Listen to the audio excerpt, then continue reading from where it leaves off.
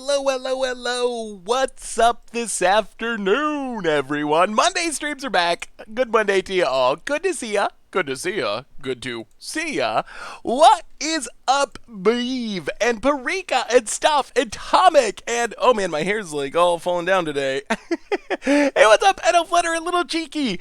James, good to see ya. Sorry about your dog. That is super hard. AGK Mark, Mr. Wide, Mirkritz, Grammatical Fireman, Basic Lads, Limbist. How is everyone today? I'm excited. We're playing Standard and probably Historic too, and it's Ugin Day. It's Ugin Day, full-on Ugin Day in both formats. Trying to play Ugin before everyone starts hating it, which is probably going to happen pretty quick. So this is our chance. This is our chance if we were ever going to scumble our way to some victories with Ugins. Today's the day. Hey, what's up, El Rotato?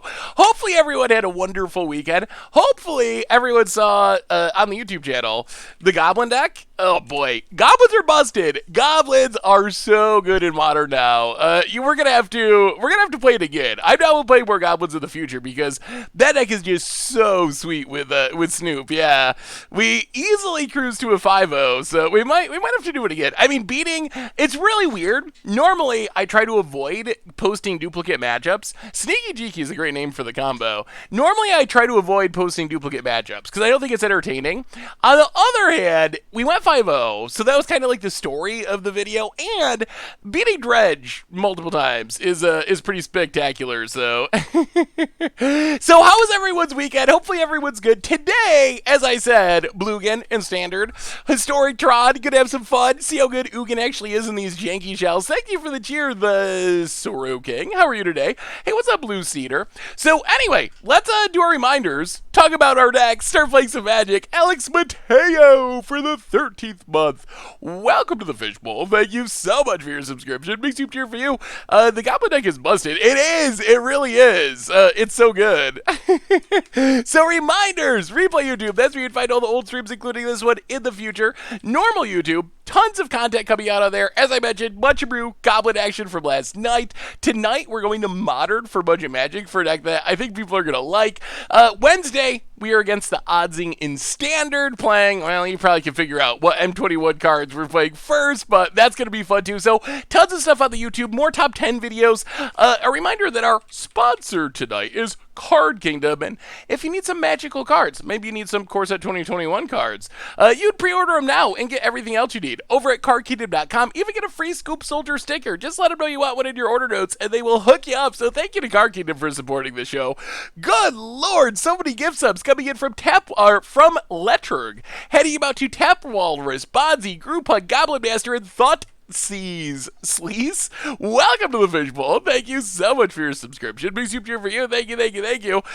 We have not done the deck yet. A reminder that all of our donations this month, 2 more streams today and tomorrow, going to the NAACP Legal Defense Fund. We're already at $6,700. Try to get to 200% of our goal. That would be pretty sweet if we hit that in the last 2 days. So, keep on donating. It's going to an awesome cause. Couple more days for our drive. Busting Benji and Jonathan Snow. Welcome to the Fishbowl. Thank you so much for your subscription. Big soup cheer for you. Thank you. Otherwise, merch page, tokens, t-shirts, playbats, good way to support the stream and the channel and the site. Already talked about donations. Otherwise, Discord has been new and improved. Check that out if you're interested. And I think it's time for Magic. So we're going to start off with Blugin. I am also not 100% sold on Chromatic Ori in this deck. It might not be worth it. It does cool things with Golos. That's the biggest upside. It might be better as a one-of sideboard card if we want to go off with Golos. We could Carnet from our sideboard. That might be the way to go. But this is Blugin. This is standard Blugin. You've probably seen bits and pieces of this deck. I think we need Ether Gus added to the sideboard. I think that's the one other thing that I want to change in this deck. So Ether Gus into the sideboard. I guess we can go 1 Spark Hunter? Yeah, 1 Spark Hunter is fine. Go up a couple Ether Gus.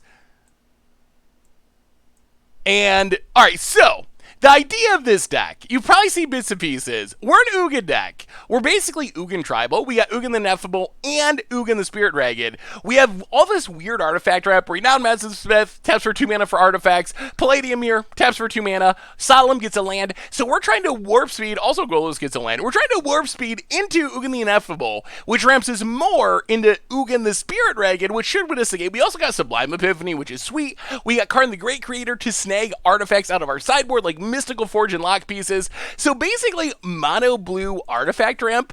Gucky, welcome to the Fishbowl. Thank you so much for your subscription. Big super cheer for you. Thank you, thank you, thank you. All right, well, we'll go up to the card. We'll go down to one. We'll go down to one. We'll go down to one copy of Chromatic Ori in the main, and bring in another Karn to get it from the sideboard. That makes sense. Oh, are you already tired of Big Ugin? I'm sure that we will be tired of Big Ugin. I don't know. I'm not tired of Big Ugin. Well, I don't know. It's going to happen quick, but that's partly why we're playing it today, is to do cool Ugin decks before everyone hates Ugin and we can't play him anymore. Ledug, welcome to the Fishbowl. Thank you so much for your subscription. Big super for you. Thank you, thank you, thank you. What are the bad matchups? I actually don't know. I'm not sure what matchups are good or bad for this deck. If we resolve Ugin, most matchups are good. But if we don't resolve Ugin, we're playing a bunch of random janky stuff. Ugin is our board wipe. Ori. Fat Master, welcome to the Fishbowl. Thank you so much for your subscription. Big super cheer for you. So how was everyone weekend? Did you do anything sweet this weekend? Did anyone, this is a big question, did anyone actually have a paper pre-release this weekend? I know some people were saying that they actually had a paper pre-release. Did any of you actually have a paper pre-release to go to? Hey, what's up, Max? How are you? What do you think about Pioneer? Do people still enjoy Pioneer content? Ugh. Oh boy. Oh, you actually made it? Did you open anything good? That's sweet. Yeah, I know some places actually had them. Other places not so much. Well, let's Radiant Fountain. Oh, did we do best of one? Oh, did I click? I might have clicked best of one. Perhaps maybe clicked best of one. We'll see. Well, let's tome it. Tome go. Tome is actually pretty sweet. Tome is better than it looks. We got our first donation for the NAACP Legal Defense Fund coming in from opponents passing from Hyperlink, $20. Hey Seth, could you do an Orzhov gain 3 life gain deck in the near future? Can't figure out the best approach. Can't have a Cruel Celebrate, Insatiable Hermophage, Cub Warden, Mutate, or Oath of Gaia Grimdancer. Black Lives Matter. Well, thank you, Hyperlink, for the donation. Yeah, I'm definitely down for doing some life gain shenanigans. I'm interested to try to build that deck too. I haven't built it yet, but I will make sure to move it up the list. King Dingo Leg and Dark Puka, welcome to the Fishbowl. Thank you so much for your subscription. Big super cheer for you. Thank you, thank you, thank you. Well, oh boy. Time to start drawing cards. Ooh, I guess we wait and keep drawing cards and leave up the counter. We want our opponent to tap out, then we can get out a Karn, or maybe even an Ugin, or at least a Solemn, and then we get to start going to town. Yeah, Tome is really, oh my god. Well, at least it's only a 1/1. Yeah, Tome is super sweet. It has a little bit of a like treasure map vibe, I will say. Cried to Full Art Lily and a Grim Tutor? Oh man, that's awesome. Well, I'm glad some people got to paper pre-release. That's definitely something I think the community missed during Ikoria for sure. Yeah, watch us die to the shark over the course of like 20 turns. Well, keep drawing cards. So many cards.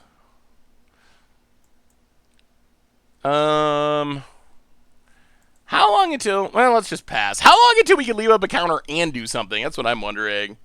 Thought I was going on vacation. Sometime soon, I promise. Well, all right. Neutralize. If our opponent wins a counter war, then we get to slam something. Okay, sure. Well, we will draw a card. This is actually fine. So opponent gets down to Fairy. However, this clears the way for something. Opponent ticks up. Hits us. Well, Mobilize District. Ugin. What do we do with Ugin? What do we do with Ugin? Yeah, I am going to take vacation at some point this summer. I don't know exactly when it'll be. But I am going to. Arcade Abbots, welcome to the Fishbowl. Thank you so much for your subscription. Big soup cheer for you. Thank you, thank you, thank you. If we tick down, then we lose Ugin to the shark, which is kind of disappointing. Do we actually have to do that? Can we just tick up? Let's just tick up. What's the worst that can happen? I mean, I'm sure horrible things, but tick up. Another tome. Pass the turn. All right, that's fine. We want it to live because we can cast so many things with this discount from Ugin. Yeah, I think it's worth it. I mean, Elspeth Conqueror's Death is obnoxious. But then we get to Karn, so it's not the end of the world. The shark is blue, I believe. So Pioneer, yeah, we could probably do a whole like podcast or video on Pioneer. I don't think Pioneer's gonna. Oh, they do have Elspeth Conqueror's Death. Yeah. All right, so there goes our Ugin for now.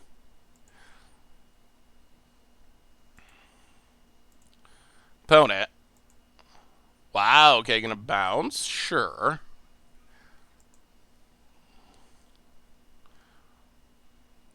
Tap lad gets in. Okay.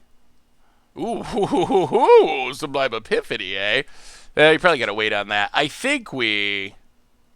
How much does this cost? 4. We don't really want to kill Teferi yet anyway, so let's play... Play card. Take down Karn. Get...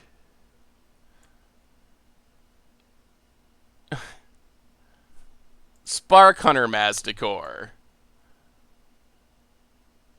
Radiant Fountain. Spark Hunter. Discard the lad. All right, we're coming for you, Teferi. So, I feel like the biggest thing... Hey, what's up, Zach? How are you? I feel like the biggest thing with Pioneer is the combo decks. Also, historic improving. A combination of those things. I don't think that Pioneer is going to die. I think it'll still be floating around, but it is definitely decreased in popularity. There's no even conversation. Like, that's oh my god. Talial and Quantum, welcome to the Fishbowl. Thank you so much for your subscription. Big soup cheer for you. Thank you, thank you, thank you. Well, that's disappointing. That's a lot of Elspeth Conqueror's Death. Tap land. Opponent. Hits Karn for 1. Oh, we untap. We play a land. Yeah, okay. Awkward, but go to combat. Hit Teferi. Down to 1. Solemn. Get a land out of our deck. Solemn. Okay, Solemn time. Solemn beatdowns. Yeah, Elspeth Conqueror's Death is really good. It is a very strong Magic card. But we're fighting through it. First one down. It has gone away. The next one takes up. There's nothing in the graveyard. We're managing this Teferi. We don't want to kill Teferi because it's just going to come back with Elspeth Conqueror's Death. So we're trying to avoid just giving our opponent the Teferi back with extra loyalty. Hits card. Sure. Once Elspeth Conqueror's Deaths go away, then it becomes much more appealing. Wow. All right, opponent sweeps the board. We get to draw 2.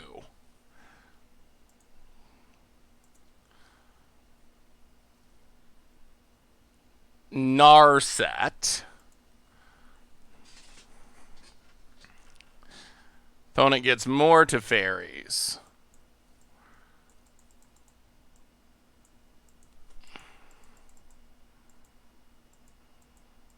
Elspeth Conqueror's Death is super annoying. That is for sure. Ugh. What do we do? What do we do? Oh, there's been a big conversation about Twitter about hybrid mana and commander.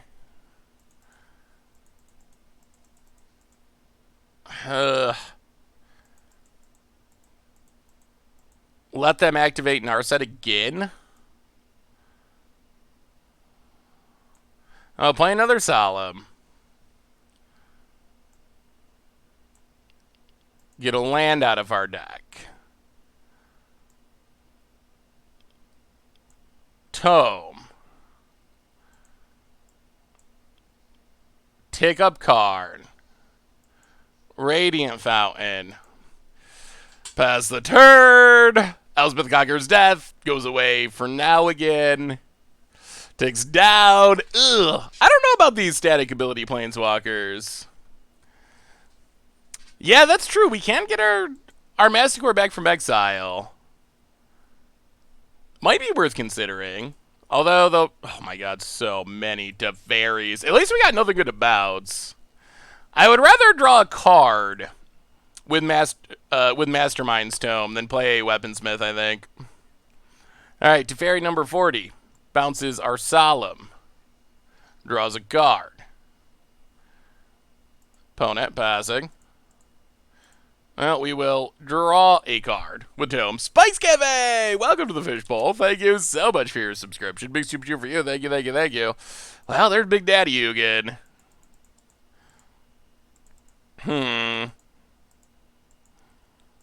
So we need to kill Teferi step 1.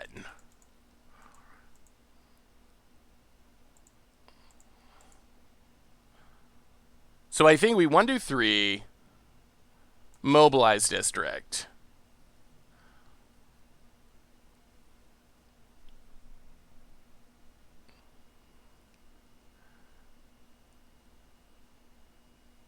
This might be working. Play Mobilize District. Teferi. Take up on the Tome. Go to combat. Teferi. Teferi. We gotta get rid of Teferi. We gotta get rid of Teferi. The Reshek! Welcome to the Fishbowl. Thank you so much for your subscription. Big super cheer for you. Thank you, thank you, thank you about it. Shark Typhoon. Cycles. Draws a card. Kills the Tome.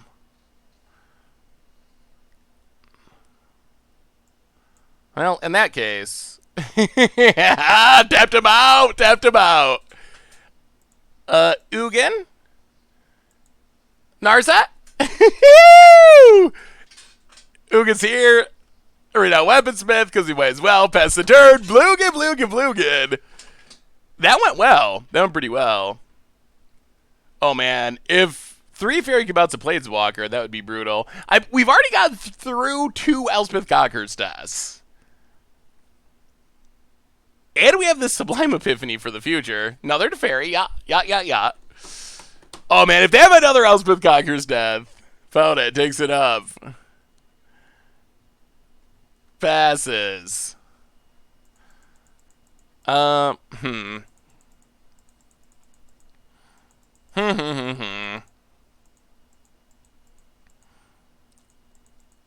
really want to kill this Teferi. They probably have an instant speed Wrath. I kind of want a negative X.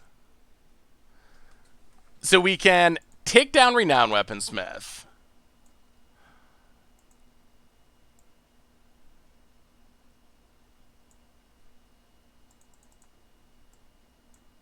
Ugin. Exile Teferi.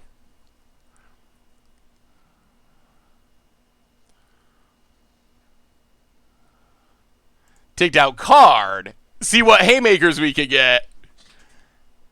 Oh, Mystic Forge? Do we go Mystic Forge time? Mystic Forge would be... Alright, we'll get Mystic Forge. Let's have some fun. Mystic Forge.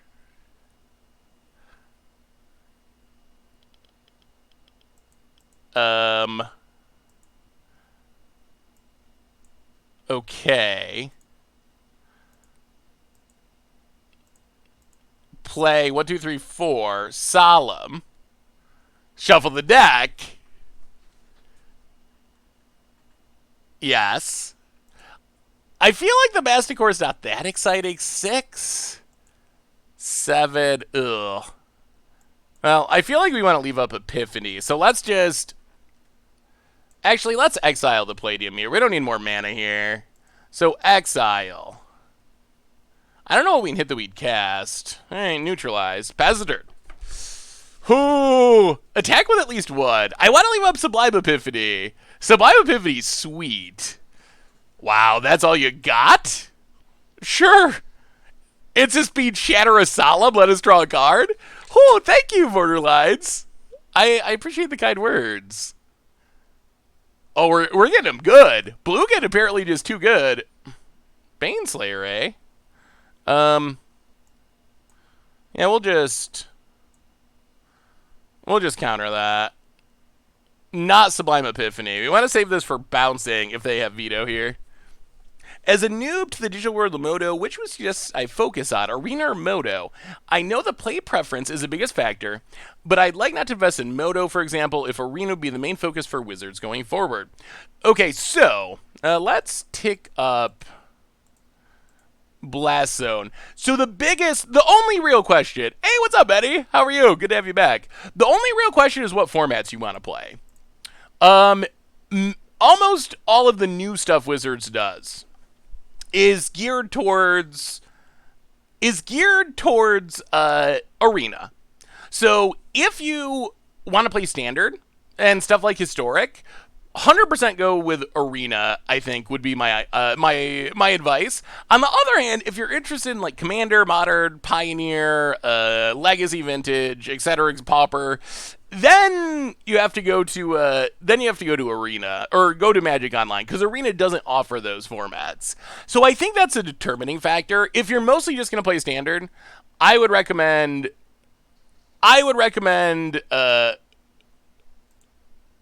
Arena for sure. Play a land. Take out card. Get...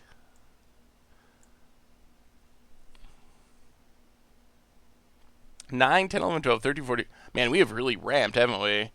Get God Pharaoh statue. Play God Pharaoh statue. Replay another Karn. Take down Karn.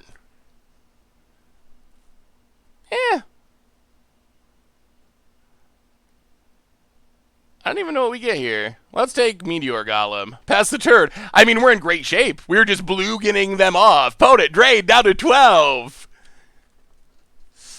Yeah, so that's the determining factor. But if you look at like tournaments and stuff like that, that is all very focused on Arena at this point, for sure. Why is the card Blugin? Oh, opponent. Dun, dun, dun. I mean, it's mono blue Ugin, so mash them together. Blugin. I take Spyglass. Look at their hand. Seems, yeah, maybe it would be worth it just to take a peek. That's true. I really want to get rid of Renowned Weaponsmith, but there's not a better option in Standard. What could? All right, Jay, give me your ideas for what we could possibly get rid of Renowned Weaponsmith for. I feel like that's the worst card in our deck. We're gonna go down Ori here. Go up the Mystical Disputes. We can trim a Weaponsmith. It needs to be something early game, I think, because of curve purposes. I really hate that this doesn't let us cast. What did Heartpiercer Bow and Violet Dragonfire do? Is there any world where we should put them in our sideboard? Stonecoil should probably be in our sideboard. That's a good tutor target. Oh, yeah, we gotta add that. You know how big that would be? With with all the mana we had, we could have cast like a 15 power Stonecoil Zerbet. All right, let's try something like that. Why is Ori in the deck? It's free-ish, and it works with Golos. Power Stone Charge is in the Tron deck. We're going to play it Historic in a little bit. So it is in the Tron version, or in the Historic version of this deck. Tap land for our opponent. But it's not available in Standard, unfortunately. Well, land go. Sentry. We'll have to look at the card pool. I know the equipment isn't worth it. I wonder if the Vial of Dragonfire, isn't it like 2 damage or something? I could almost see a world where the damage would be worthwhile. Pass the turn. Now we can counter a Teferi or Narset, which is nice. Or maybe our opponent doesn't even have anything. That's also nice. Boated. I've been playing this list in ranked, only lost 3 games so far, 2 against Mono Discard. Ooh, awesome, Lizards of the Coast. So it's actually working. I haven't had a chance to play it a ton outside of our streams and videos, but I really like the idea of it. Oh man, Treasure Map is also in the historic build. If we had Treasure Map in Standard, we'll look at what artifacts we have in Standard after this game or the next game. Yeah, we already have 4 of the Tome. The Tome's great. We already have 4 of those. Tome, I definitely very much underrated. That's a lot better than I gave it credit for. How did our opponent... Oh, they only had 2 mana? That's just cycling for a land? Okay. Teferi.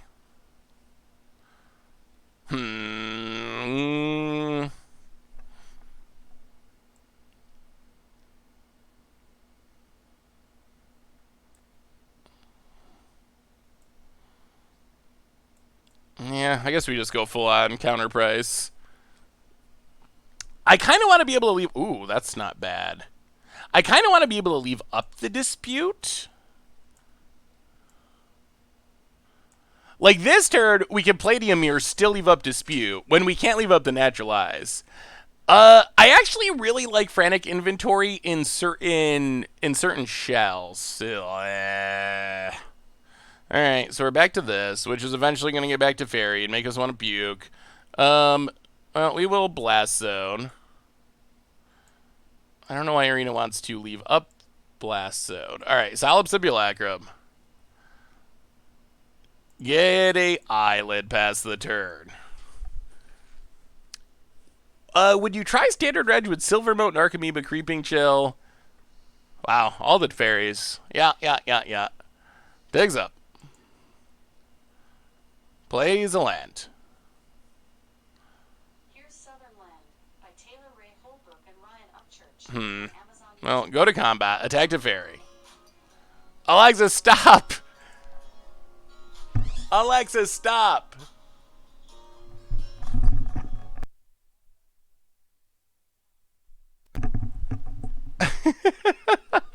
I don't even know what I did, but I did something. I'll hit to fairy. Down to 3.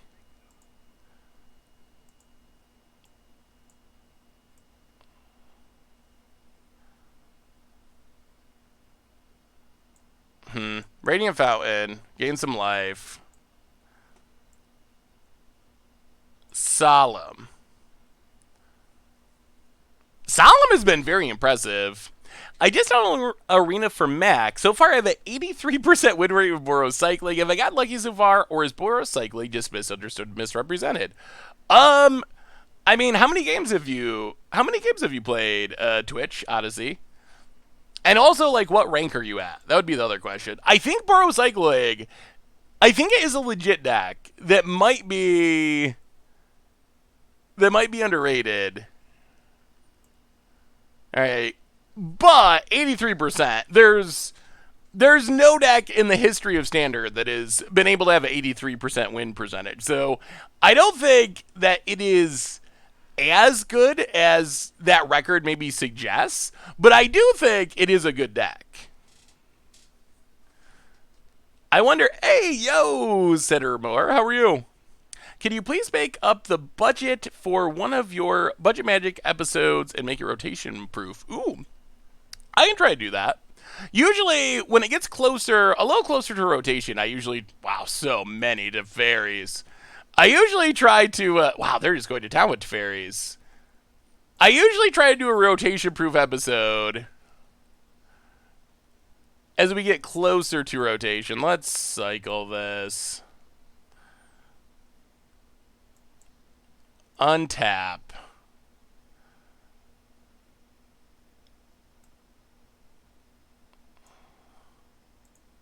One, two, three, 4. Solemn. Resolves. I mean, bouncing Solemns is actually not that bad for us. Radiant Fountain.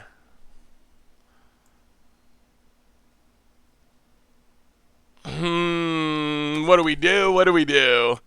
Are you in Diamond or Platinum? I can't tell them apart since I almost never leave Gold. I don't think it says here. I think it's Platinum. I'm worried about removal on a land. I think we're just going to Solemn again. Teferi can't bounce this turn anyway, so there's not a big rush. Get a land out of our deck. Eventually, we're getting far enough ahead on mana. If we can get rid of this Teferi, then it turns our counters on, and that would be sweet. It's Platinum? Okay. Modern Incinerator.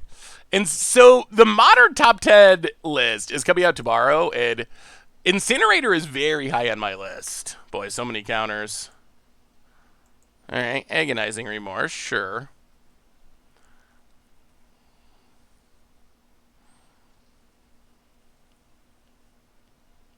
Go to combat.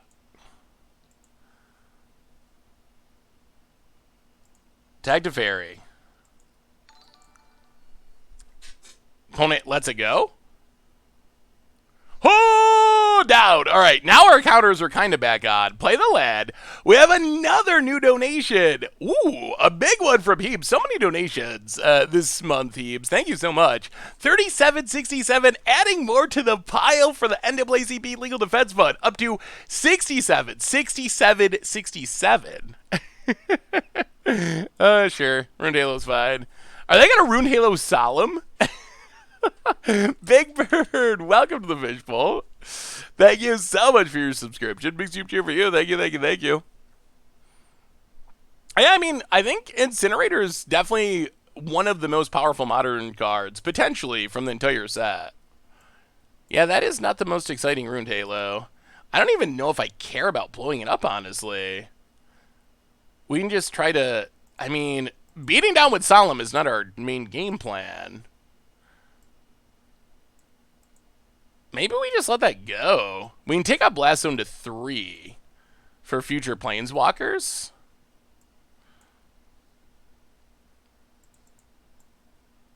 So take out Blast Zone. Yeah, I mean, we can attack with our lands. 1, 2, 3, 4. Actually, let's just attack with 1. Attack with 1. Leave up all of our counters. Mobilize District. Go to combat. Hit ya. I mean, Mobilize District's another underrated card. The creature lands are really good in this style of matchup. Do I own a cube and paper? Ugh, I wish. I have started... So, I've told this story a little bit before about how I used to...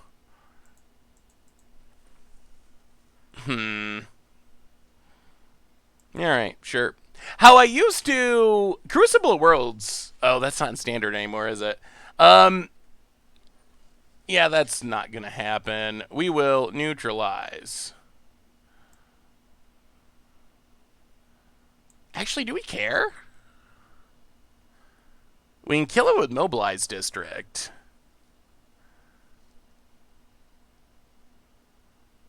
Oh, we definitely don't. Sure. Yeah, that's fine. We can kill it with our Solemns. Rune Halo doesn't protect Planeswalkers, so... I've started to build cubes multiple times, but I have never actually completed a cube. Narset, tap lad, vote it. Passes. Tome is nice. Well, we'll go to combat. We will kill Narset. With our Solemns. This has been the worst Rune Halo I've ever seen. How can you get Karn's Bastion rank strong? Wait, Karn's Bastion? Did I rank it strong? Get it, hit Narset. Opponents learning a lesson about their own cards. I have a deck that I would like your opinion on or advice to make better. How do I link it? Stick a link in the chat. Tishudo. I would love to take a peek. Alright, tome. Now we got some card draw. Pass the turn. And we're in pretty good shape. Wow! Opponent desperate. Draws taking 4 damage down to 12. Trusting in this Rune Halo. Oh, let me see. I'll have to look halfway. Yeah, the Blugin deck is sweet. Opponent. Huh.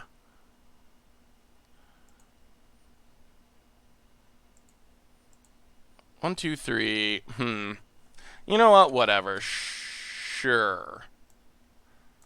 Sure. Agonizing Remorseless opponent. Kroxa Broodmoth. Alright. I mean, still dies to these Solemns. Kroxa Broodmoth looks sweet. I mean, I think that actually, that looks like a pretty solid shell for it. 22 lands might be a bit skimpy. There's not any real ramp or acceleration, so I think you might need to go up to like at least 23 or maybe 24 lands. But otherwise, I like the idea. I think the shell's good. I mean, we wouldn't really get any value or much value here. I would rather... Haha! I would rather use my Mystical Disputes to force through an Ugin. Well, okay. Now we got a counter. And now our opponent... Oh, boy. Oh, boy. Good try, opponent. So go to combat. Solemn your Narset. Yeah. And this is why we're here. This is the reason. Ugin. Bolcha down to 8, past the turn, out downland. Welcome to the Fishbowl. Thank you so much for your subscription. Big super cheer for our new subscriber. What weird songs are great to learn on guitar? Ooh, I like Dancing in the Show Tonight. That's a sweet one. Got a sweet little riff to it. Cloudstorm Curio combo looks fun. Playing Bound Accomplice is a card that I don't think we've ever really done like a proper against odds deck for. Opponent. Not giving up. Not giving up. Well, we'll draw a card. I mean, how do you beat Ugin? It's just unbelievably good. Blow it up, opponent. Intervention away. Kill our Solemns. Kill our Tome. We got an Ugin, so we really don't care. And we draw from Solemns. Would love to see you... see that deck played and see how you would play it. Yeah, it's a lot like the Uro version we played. Like, same basic idea. I think the upside of Uro over Kroxa is it draws you cards and is kind of better outside the combo. But they both work well with the combo. Hit your face. Play an island. More Ugins. Opponent vetoes. Alright. Well, do we get to ultimate in Ugin? Does our opponent let us untap to ultimate the Ugin? Oh, this Rune Halo has been so hilariously bad. Hey, what's up, Old Town Dad? Good to see. Oh, they're going to let us ultimate? They're going to let us ultimate? Alright. Yes. Boom. Thank you, opponent. No scooping. Let us see these 7 cards. Whoo! We will put 1, 2, 3, 4, 5, 6, 7. Keep Ugin. Gates of Life. Oh, that was beautiful. Thank you, opponent. You have my eternal gratitude. We actually did it. I mean, this is a game and a half. Then we will, Ugin, your face. We will fire up Mobilize District. Land. Oh, we have mana floating? Oh, whatever. Oh, alright. Let's take down card. God Pharaoh statue. Play it. Add it to the pile of fun.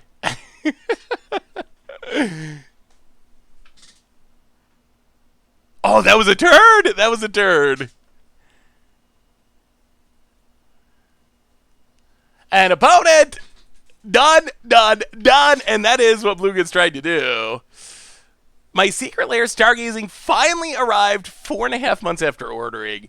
Yeah, so as sweet as secret lairs can be sometimes, the shipping has not been very good. It's that has been, I mean, and it is partly because of the pandemic. So in that sense, it's hard to be super critical. The weird thing is though, like, there were secret lairs that came out after they got shipped and received, compared to like the stargazing one. So I don't know how that ended up happening.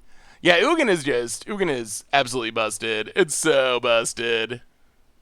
That was a long and grindy game, for sure. Yeah, aggro can be challenging. Aggro, we're mostly trying to get to Ugin. And Blast Zone is one of our better options. But that is our main goal. Well, alright, we'll see. This is probably some sort of aggro deck. Mobilize District, go. We could use more sweepers. Jumpstart is on Moto. You can't actually play the... Oh. Elementals, eh? You can't actually play the set, but the cards are in treasure chests. So they are on Moto in some sense. But it passes.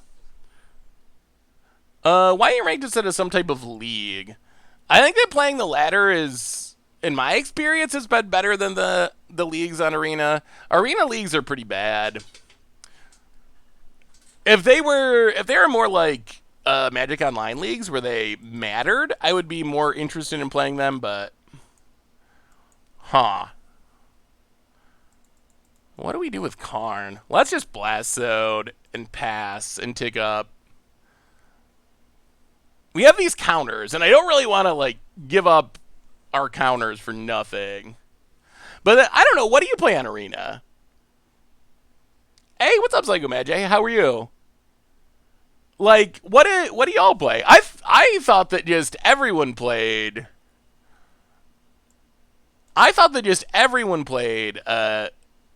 the ladder on Arena. Do people actually play leagues? Okay. Interesting. Well, okay. I have no idea what's going on. Ooh, big donation. Oh, we're not going to get to where we need to be. I'll play Karn. Tick down. We're not going to get there. We're not going to make it. We're not going to make it to Big Ugin. We didn't draw any ramp, which is not great. None of this is good. Well, I guess we take Meteor Golem, play the land. Yeah, we're going to be too slow this game. We have a new donation from the one Tim, $101.01. A huge donation. Happy to support a worthy cause via creator. I enjoy Black Lives Matter. Well, the one Tim, thank you so much for your donation to NAACP Legal Defense Fund. Yeah, O-Stone would be great. I think this was mostly just an awkward draw. So there goes Karn, and there goes our face. Yeah, now we're super dead. Radiant Fountain. Now pass the turn. Huh. Yeah, I have not seen what our opponent is doing at all. So we're at 11, but these things get huge. So this is 7, 11. Yeah, we're just... Yeah, okay. All right. Let's not make our opponent think. We're just straight dead. I don't know if our opponent knows that we're dead, but we're dead. Yeah, I think adding Stone Coil... We'll look at the sideboard after this game. So... Opponent's playing some sort of aggro-y take on elementals. I think the big issue was we just didn't have any ramp there. Our early game was just... We didn't do anything. which is fine against like the grindy decks, but if you run into an aggro deck and you're not doing anything, then things go a lot worse. So Ether Gust, Mystical Disputed. Yeah, alright, try like that. Yeah, it could go into a second color. That might be worth it, actually. We'll look at the artifacts after this. Oh, Ancient Tomb would be amazing. It would also break Standard, but yeah, we could look at the sideboard in the deck after this game. Well, all right. This hand's okay. We got Tome to hit our land drops. We have the Solemn, and we have the Ugin if we can get to it. See how fast our opponent's start is. Green for Growth Spiral. But then at some point, are we not just Bant Mythics? And then Uro, and then maybe a Teferi or two. And then we've just built, like, reverse engineered the deck that is dominating Standard. These ones are from the store. Alright, this looks familiar. Stormkin.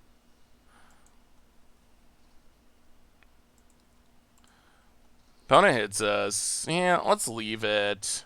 Alright. Blast Zone. Go. So counter this turn, either Karn Sound the next turn. Probably Solemn to wrap us towards this Ugin to win the game. The Mike Arnold. Welcome to the Fishbowl. Thank you. Ooh. Ooh, Baron is spicy. I kind of like that idea. I really want to build a full-on Baron deck. Thank you for your subscription. Be super cheer for you. Well, draw a card. Untap. Radiant Fountain.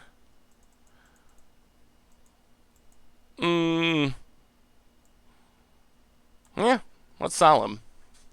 Can't negate that. Okay, you can Disdainful Stroke that. Well, that's not optimal. What is our opponent's deck? Ooh, recently drafted Baron in Niambi. That sounds fun. I brewed a 5-tick Shrines. Oh boy, there's Risen Reef. Alright, so opponent's going off.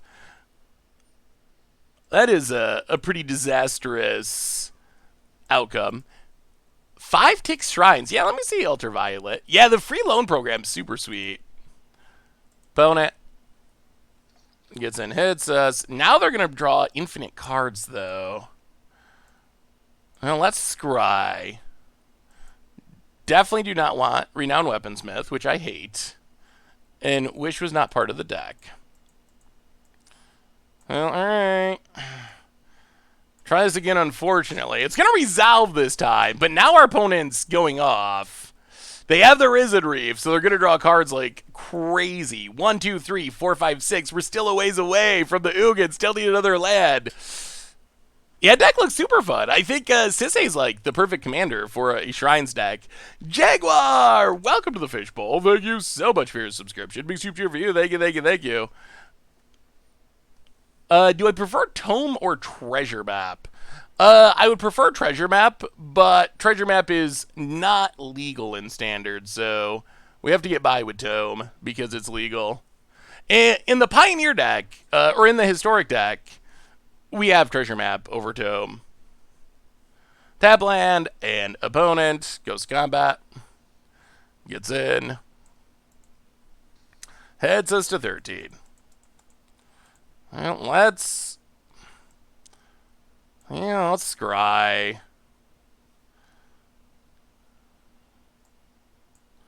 Alright. Well, that gets us to Ugin in 2 turns.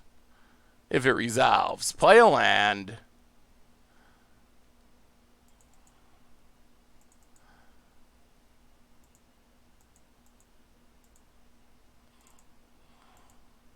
One, two, three, 4. Karn.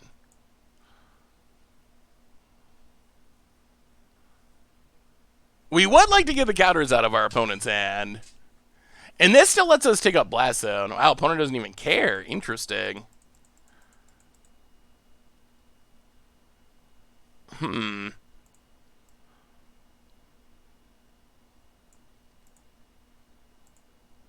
Well, take down card.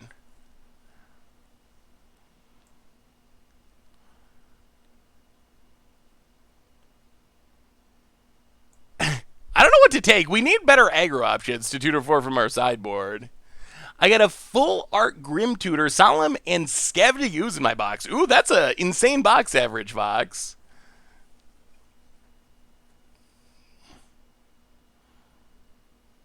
Problem is I want to leave up... I want to leave up a counter this turn. Let's just take Forge. Pass the turn. I feel like we need to leave up the neutralize this turn. I mean, if we get our opponent to tap out, we just win. Essentially win. Scampering Scorcher. Counter it.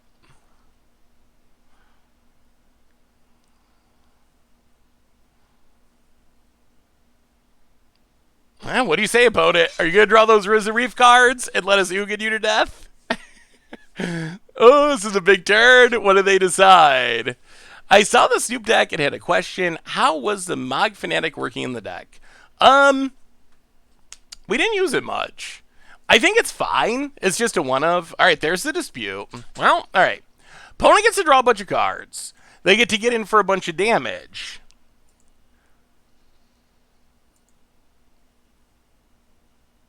But then we do get to Ugin. Well, we'll see. Wow, all non-lands. Potent combat. This is going to be close. Dylan Hunter, welcome to the Fishbowl. Thank you so much for your subscription. Big super cheer for you. Thank you, thank you, thank you. Do you think it would be better if Arena provided the opponent's deck list? 1, 2, 3, 4, 5, 6, 7, 8, 9, 10, 11. Well, we will block...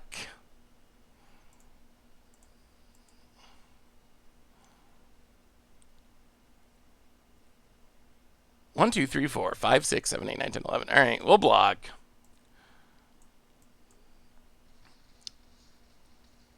Kill Scorcher, go to 2. Draw a card.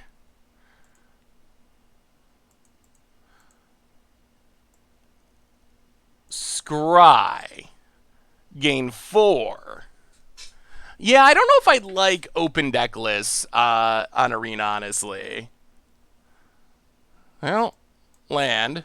Ugin.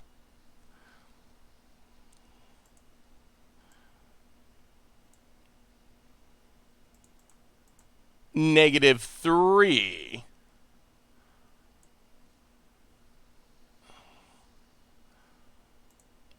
Take up card. Well, is it enough? Is it enough? Is it enough? Vote it. Storm Kid.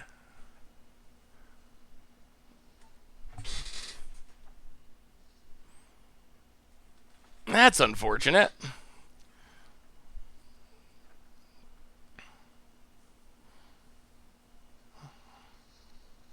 Down to 2.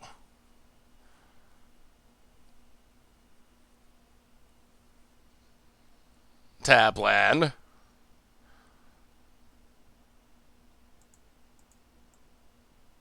Play Radiant Fountain.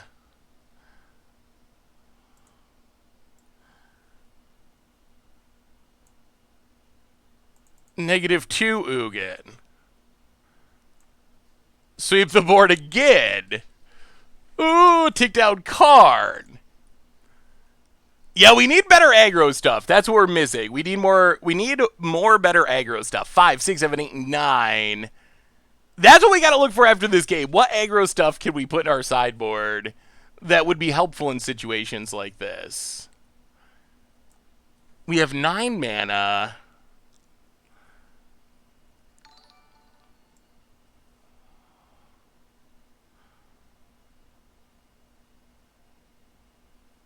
Let's just...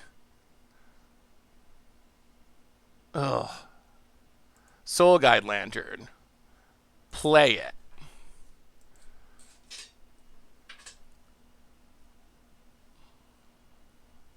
We have another new donation. Get rid of the Scorcher. Mystic Forge.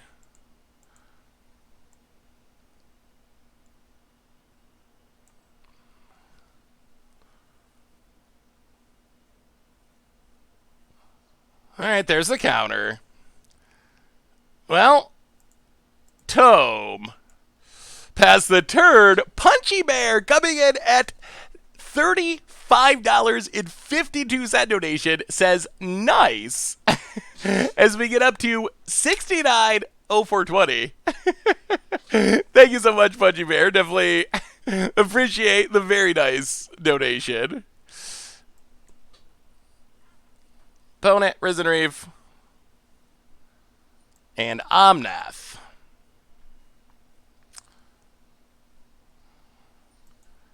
Risen Reef's still a good Magic card. Omnath going to hit Ugin. Well, we got another one. We will Tome. Draw a card.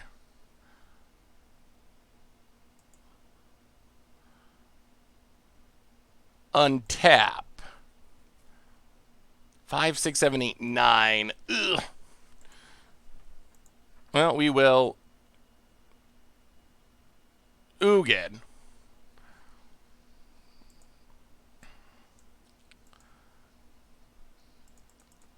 -4 Ugin.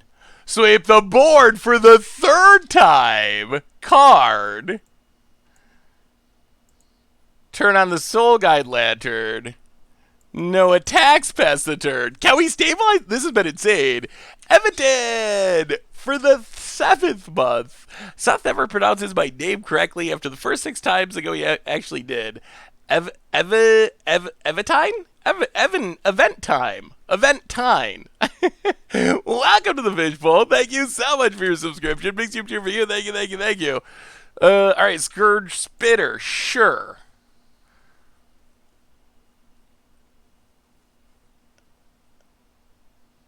Overgrowth Elemental. Wow, this is like elementals I own.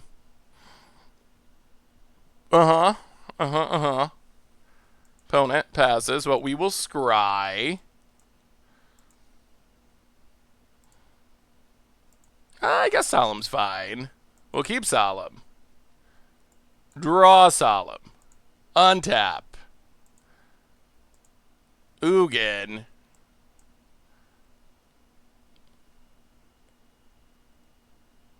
Kill Scorch Spitter.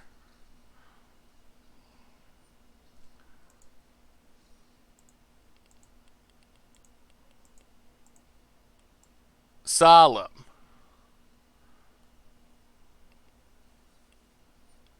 Opponent strokes.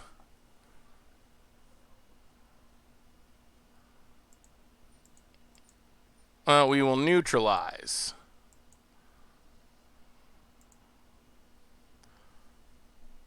Get a Solemn.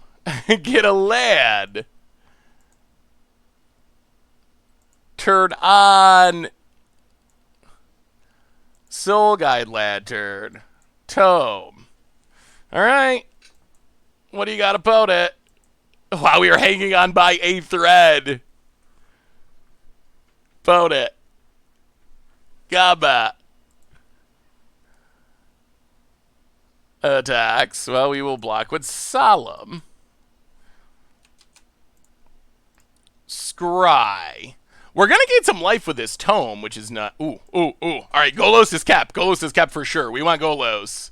Golos is one we like. We can even get our 5-color mana. Okay, we draw a card. Yeah. Alright, Golos to hand. So, what have y'all been playing in M21 Standard? Opponent passes. Oh, this is sweet. This is super sweet. We will scry. Mastermind Tome is really good. Oh, man. Scry away that Weaponsmith for sure. Untap. I think it's party time. Oh, it's risky. Okay, so, Ugin. Kill Overgrowth Elemental. Karn. Take down. Chromatic Orrery. Play Orrery. Play Golos. Get Radiant Fountain. Palladium Mirror.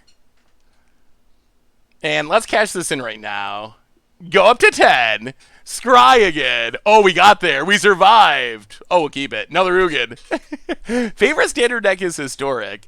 Have you found standard to be good or bad since the new set? 6 life with 3,000 played. Yeah, yes. Out of here, elementals. Poto scoops it up. Is it humans? As per humans, is it prowess? Oh, that sounds fun.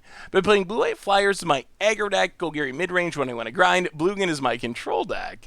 Jeskai, the cycling deck's still sweet. Ooh, Teferi Phoenixes. I have not seen or played that yet. That sounds cool. More ramp. That was a really interesting game. What do you think about upgrading colorless Power Stone combo with the new core 21 cards, Mastermind Tomes, Palladium Mirror, and 1 or 2 Ugins would be spice? Ooh, that does sound like it could be fun. What format did we play colorless Power Stone combo in? We have so many formats now. I can't remember if it was Pioneer or Historic. I ran into someone.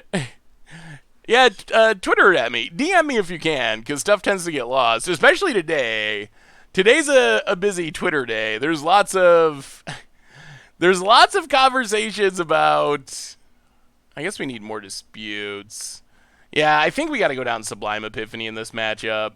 I love Sublime Epiphany, but you got to take it out when you're up against like Mystical Dispute, negate all the counter spells. Like it's never gonna work. Hey, see you, Betty Bon. Thanks for hanging out. I'll see you tomorrow, hopefully. I've been having fun with Teferi turns. Ooh. How are you taking turds? Yeah, I'm a big Velvet Underground fan. I got the entirety up to a 7-7-1 game. Oh, entity up to a 7-7-1 game. That's sweet. This I don't think we can keep. Okay. This is actually better-ish. Yes, hello to you, opponent. We got a counter, we got a tomb, we got some ramp. Or a tome. Well, now we got an Ugin. Alright. Well, see how fast our opponent's start is. Untap land. Creepy Creeper Tin. Radiant Fountain, go. No Risen Reefs. No Ridden Reefs. Chromatic Ori is not necessary. It might actually end up getting cut. I'm not actually even sure if Chromatic Ori is good in the deck. So definitely don't spend your wild cards on it. It is. I think I might still play one in the sideboard, but I don't think you want to main deck it. Captain Norvgod, welcome to the Fishbowl. Thank you so much for your subscription. Big soup cheer for you. Thank you, thank you, thank you. Really? Well, 2 Risen Reefs is pretty good.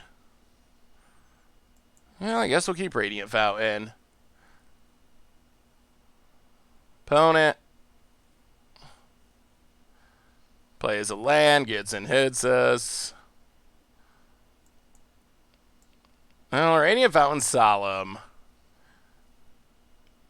Get a land. Oh, opponent gets to draw so many cards. I'm so jealous. I get more and more bummed about playing temples as my rares when I already have a playset of them all. I thought that you were not supposed to open them until you open everything else in the set on Arena. I thought that they did a...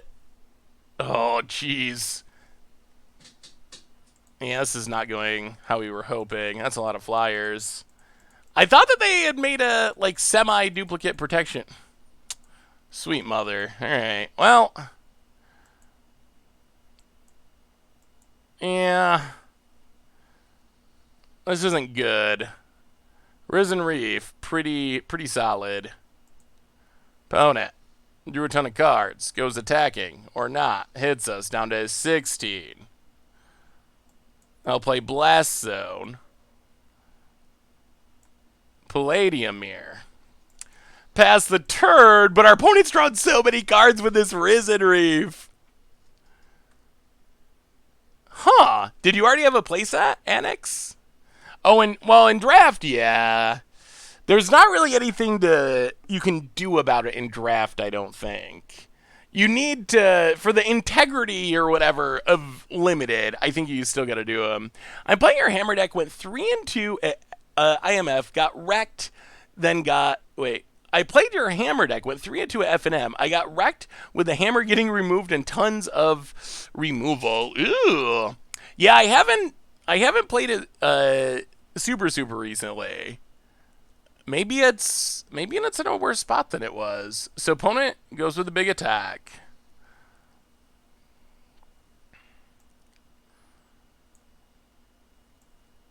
We will block Trailblazer.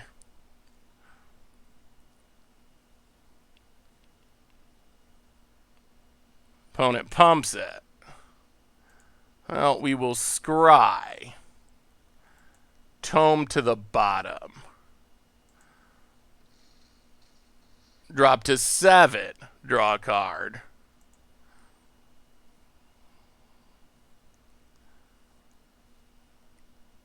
Forest. It just keeps happening. It never ends. Risen Reef draws a card. The problem is this Risen Reef. Our opponent had 2. And we couldn't stop him.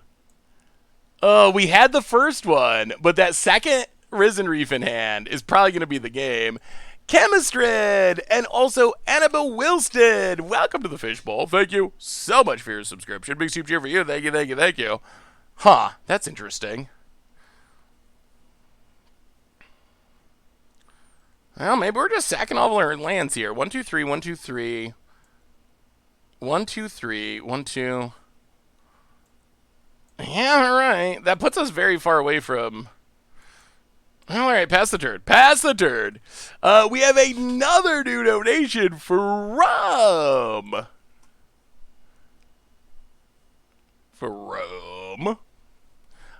Anonymous! $10 donation for a good cause. It is a good cause. Thank you so much, Anonymous. Definitely appreciate it. Why not play the Golos? I think we need to double crack Blast Zones. And our opponent's deck is overloaded with counter spells. So if we tap out for Golos and our opponent counters, it's really bad for us. Healer of the Glade. Opponent gets to draw a card.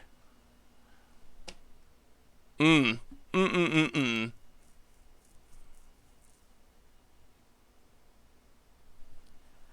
yeah, I would love to. I mean, they're holding these cards in hand and leaving up 2 mana. The odds of them having Disdainful Stroke or Negate are extremely high. They've drawn a million cards because of this Risen Reef we couldn't get rid of.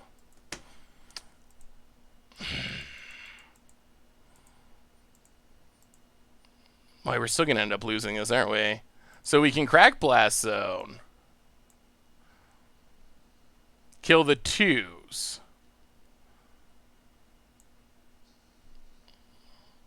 Oh! I am so bad. That's a punt. Yeah, that... Yep.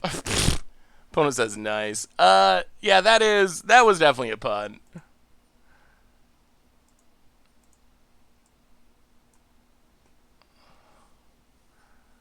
Yeah. Well, we tried. Opponent.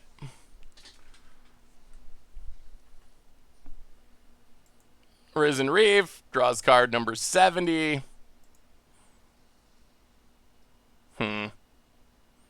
Kills Palladium, plays a land, gets to draw a card, gets to grow the Risen Reef.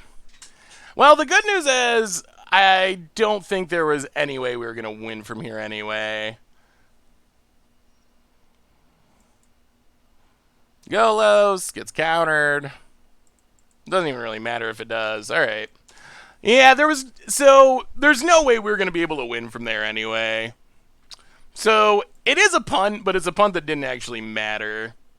Spicy Dingus! Welcome to the Fishbowl. Thank you so much for your subscription. Big super cheer for you. Thank you. How do we get rid of...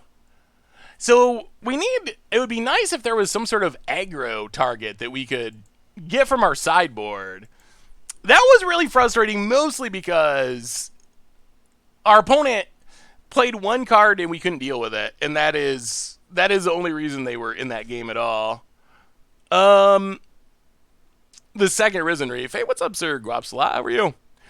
What's your thoughts on random supplemental set commons being like 10 or 20 on Moto, stuff like Botter's Ornament and Thriving Lads? They will go down. Like, I think it's just because they're new. For the most part, the rates of them coming up in treasure chests will get adjusted and the price will go down. So, I mean, it sucks for the immediate future if you're trying to be an early adopter and get those cards immediately. Like, that is annoying. But I'm not super worried about it long term. I think it'll get taken care of.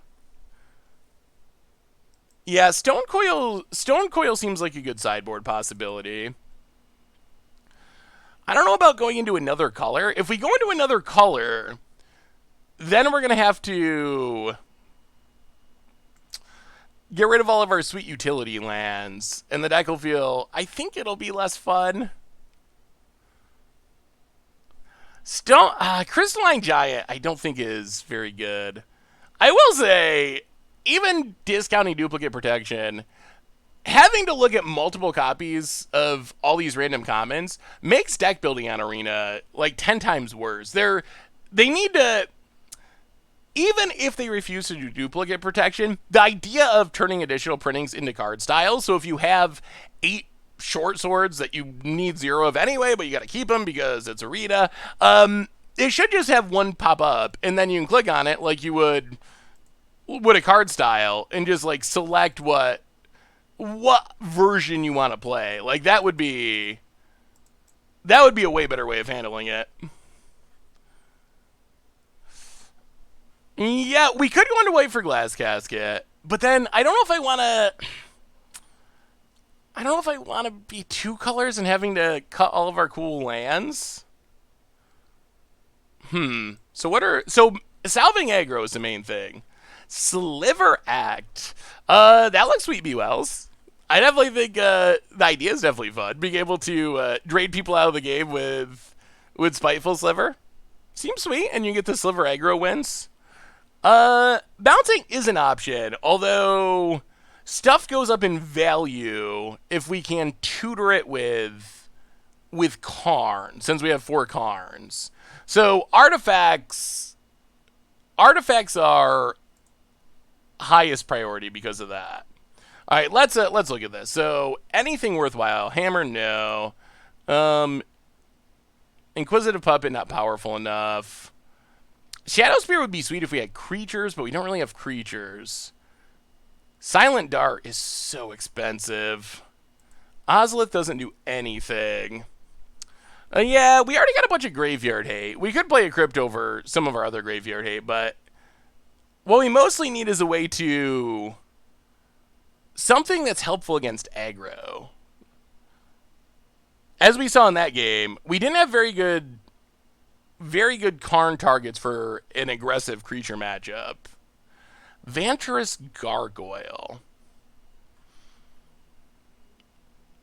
I mean, it would be a good blocker. I wonder if File the Dragonfire is actually worth it. Like, if we're going to have these Renowned Weaponsmiths, I mean, it's a really bad shock, but it is a very tutorable shock.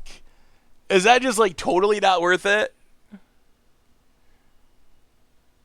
Hope you're doing well today. I've been working at a spicy Esper mill. Ooh, yeah, I'd love to see John. Go black for Tezzeret. Tezzeret could be fun. I kind of feel like that would be a different deck. Yeah, we got one of the Manticores in there. Brazen Borrower's fine. It's not in the artifact list, but Vial is very bad. I think the Crystalline Giant's pretty bad. I don't think that solves our aggro problem. What does this do? Ooh, ping them. Ping down the mono-red creatures. Probably definitely not worth it. Ornithopter's not in this format, unfortunately. Yeah, we have a lot of tutors. At least one is a one of, it's probably fine. Maybe. Yeah, there's not much, is there? What if we just type artifact and include blue? Corridor Monitor, that can do some blocking. Magic Mirror, Midnight Clock, Mantle of the Tides, Portal Sanctuary. None of these seem to change it either. Oh, maybe it just is what it is. Maybe that's all we got. So we're gonna go down this Ori. We can play a Vial of Dragonfire. We can play Stonecoil Serpent in the sideboard. So what do we just not want in the sideboard? So we have 2 Graveyard Hate spells, 2 Sorcerer Spyglass, a Spark Hunter, which is God for a Statue, Ori for Golos, Meteor Golem, Mystic Forge. So we can bring in Stonecoil. Stonecoil goes quite a ways.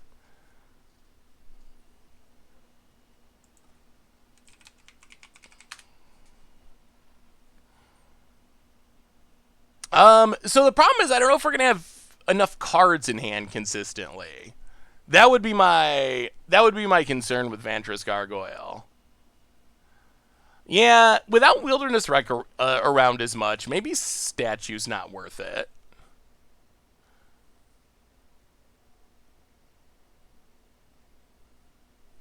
Meteor. Yeah, the other card that I would love to cut is Renowned Weaponsmith. I mean, Meteor isn't the worst. Wow, could we actually Meteor? The math on the ramping's a little awkward. Yeah, Walking Bliss would be great. Oh, it'd be so good. Is there anything else? We could just play Chromatic Lantern. Or like a Crystal or something. I wonder if that would be better.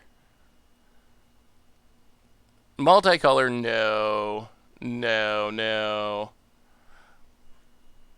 Firemind's Vessel isn't horrible. I wish we had a 2-mana ramp spell. That's what we really need. That's not Arcane Signet. Oh, this might be as good as it gets. I feel like we upgraded slightly. Vantress Gargoyle, we need 4 cards in hand to block though. Yeah, all right, let's try one more and then we'll try the historic build. But let's try another one with these slight changes. Yeah, Golden Egg might be worth it. Let me see, John. Milling, eh? Are we milling in Standard?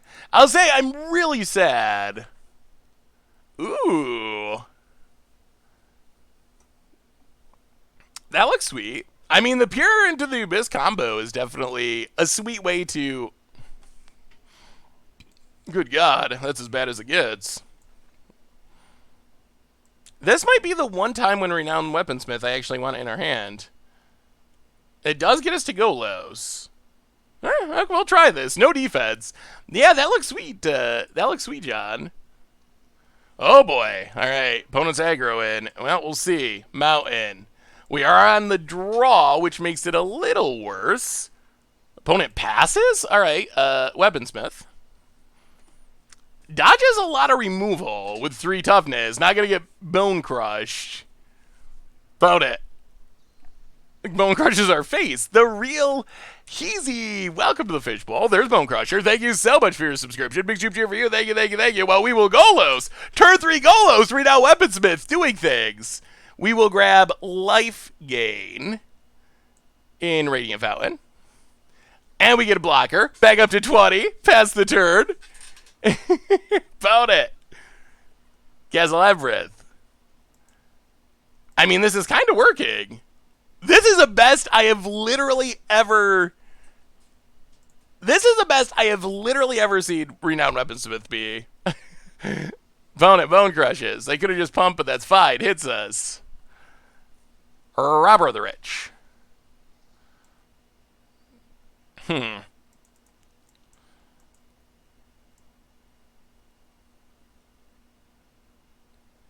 Well, Solemn.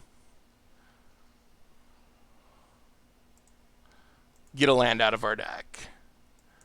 Land.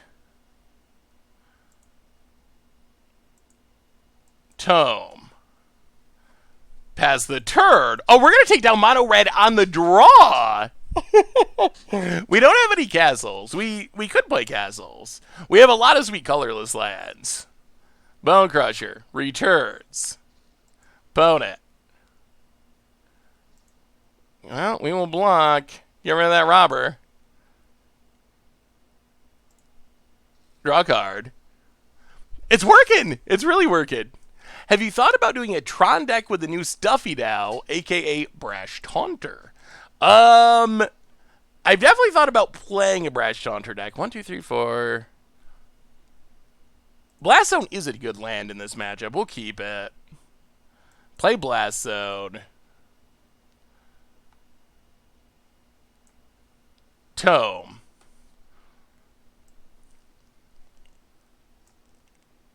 Yeah, let's just pass. Pass the turn. No attacks.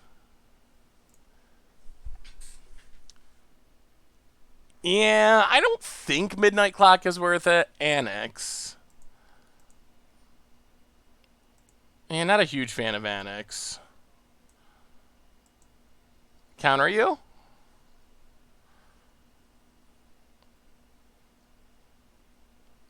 What you got, opponent? What you got? Yeah, Tome is actually really good. I did not really pay attention to it during spoiler season, but now that I've gotten to play with it, it's actually really good. Alright, light up the stage. You can draw some cards. Land and Fervent Champion. Yeah, it's definitely very much impressed me. I expect we will play a lot of it over the next year. Well, draw a card. More weaponsmiths. Draw a card. More tome. Oh, 1, 2, 3, 4, 5, 6, 7. So close. Okay, so.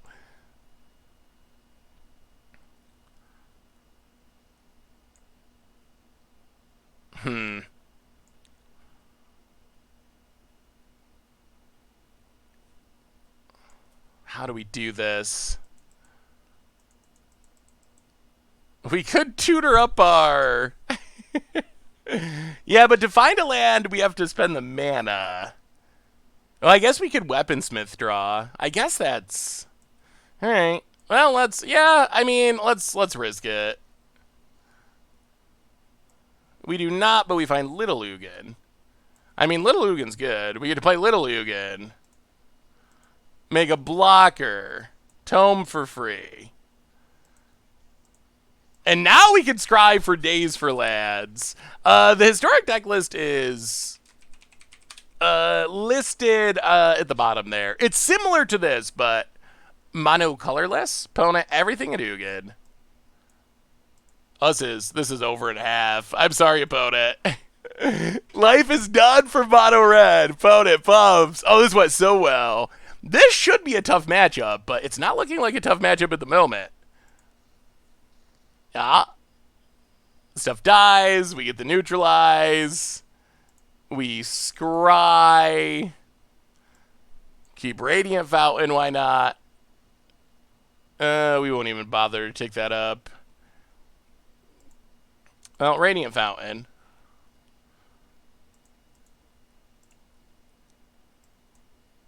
Crack you. Draw a card. Up to 22 against mono red on the draw. Big Papa Ugin. And our opponent scoops it up. Woo! Okay, that worked. That works somehow. Well, bring in the 2 Ether Gus. I can't believe that worked, but it did.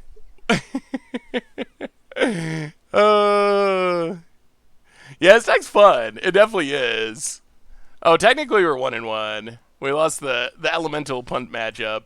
Yeah, the Blugin deck's definitely super sweet. What do you think? Do you want to try the historic Tron deck, or do you just want a Blugin today and save that for the future? Yeah, Weaponsmith is a good blocker. Well, let me see, Fogler.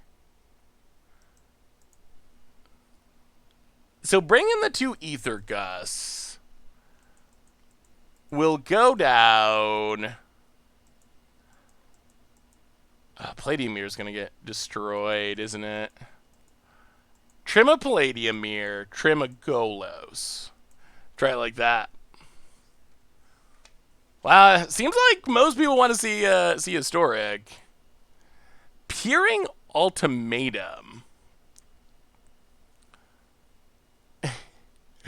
So emergent ultimatum. Okay. Not the most exciting hand, but we drew the vial. Land. Well, that's Weaponsmith.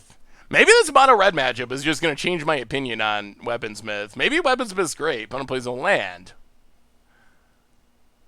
Onyx. Well,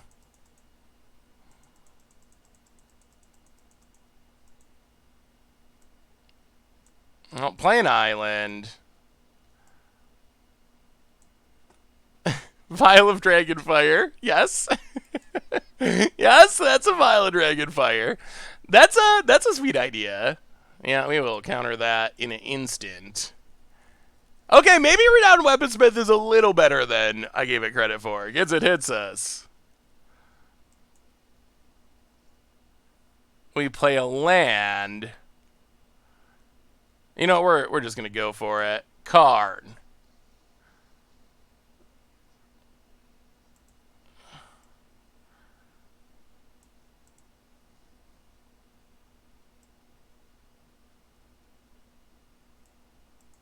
Tick up. Pass the turn. About it. Combat.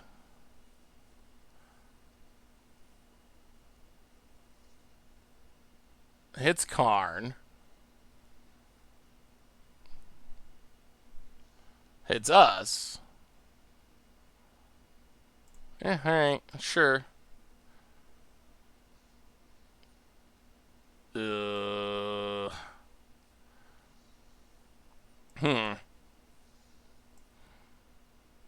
that's fun.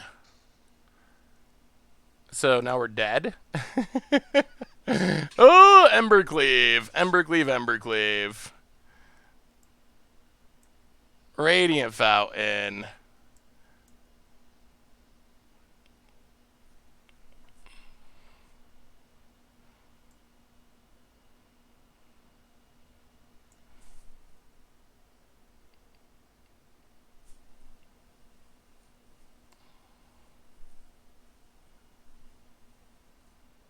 Plus on cleave? Does that actually...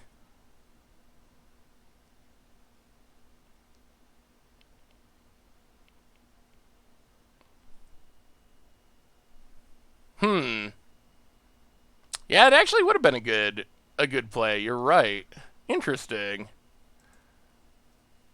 Yeah, that actually would have probably been a better choice if I had minus. I mean, they'd still have a 6/6, but that's better than what they currently have. Is there any way we can stay alive?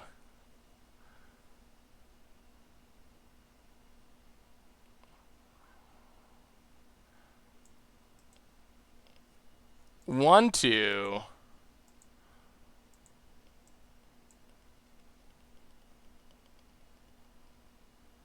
So if we play Solemn, then we die.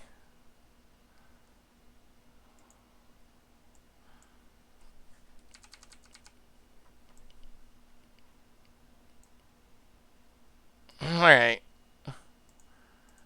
I think we actually just got to use our Labyrinth here. I think we should have gotten Solemn. Opponent plays a land. Alright, Fervent Champion. Plays Robber of the Rich. Okay. Goes to combat. Attacks with everything. Steals. Palladium Mirror. So we block here. We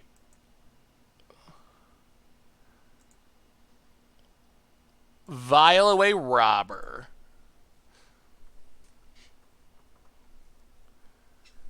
Meteor Golem the Embercleave.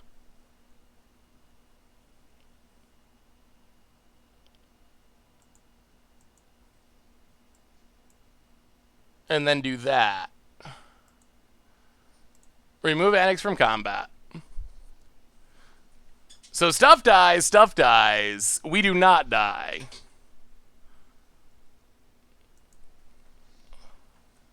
Opponent gets a couple of dorks. Well, we dodged that bullet. We will consider our options.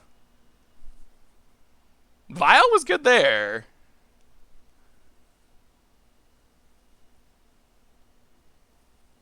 So we can tick up on Cleave, but then our opponent still has a 6/6, but maybe that's fine. So I think we... Well, let's see if this works the way people say. Tick up on Embercleave. Okay, unattaches.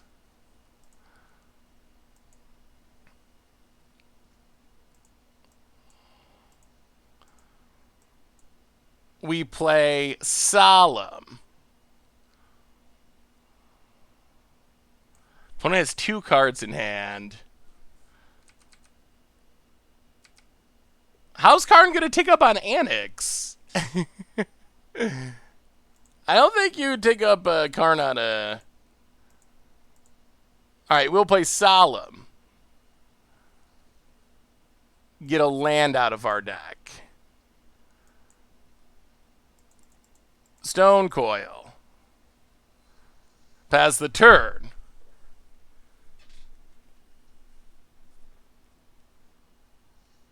I am so confused at what I'm getting yelled at about. Didn't you just yell at... Wait, so hang on. Didn't you just yell at me telling me that I needed to take up card out of the Evercleave? Was that not the yelling that you guys wanted me to do? Opponent pumps. We go to 3.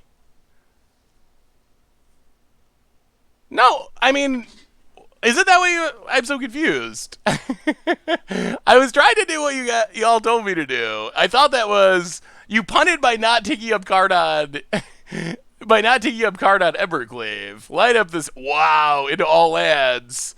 So Embercleave is not attached. So now, I think we're fine. Now we get to Karn. We take down Karn.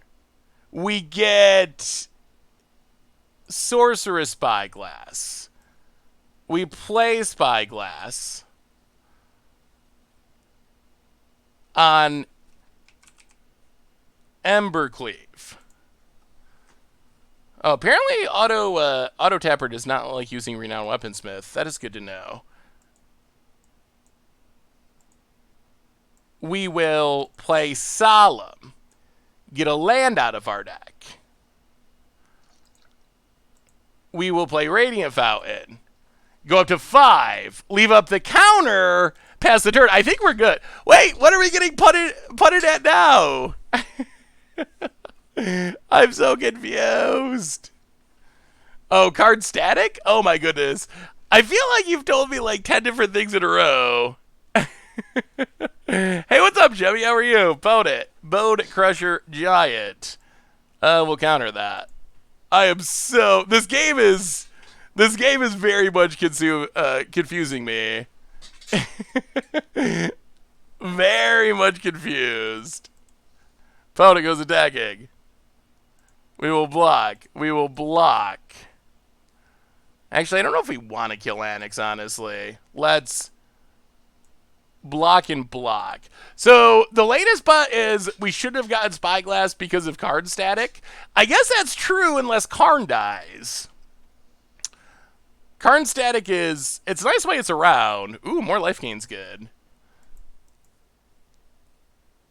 We will take down card. We will get... What will we get? Might just be Mystic. I think we've reached the Mystic Forge part of the game. Get Mystic Forge. Ugin. Mystic Forge.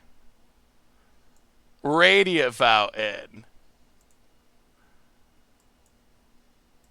Kill Annex. Pass the turn. I mean, there might have been like 10 putts, but I think we're running away with the game. Wait, now we gotta blow up Evercleave? I thought we did blow up the Evercleave because there's a static ability and also a Sorcerer's Spyglass.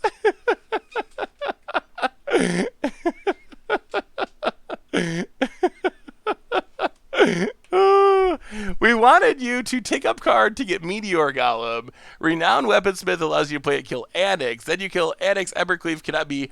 Oh, okay. I think I missed something along the lines, and I thought that what you were trying to say is take up card to unattach Evercleave, which actually makes sense. I just wasn't thinking about Karn targeting our opponent's stuff. But then we spiraled into a couple of turns of like me trying to do what chat was suggesting, but not doing it correctly, which led to more punts. But Blugin's good enough that we can putt our way through and still apparently win. And opponent, done!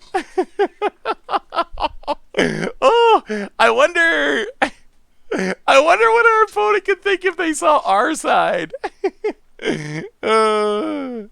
I was a turn behind the whole game. That might be. I was trying to catch up to the chat. Remember, there's a delay.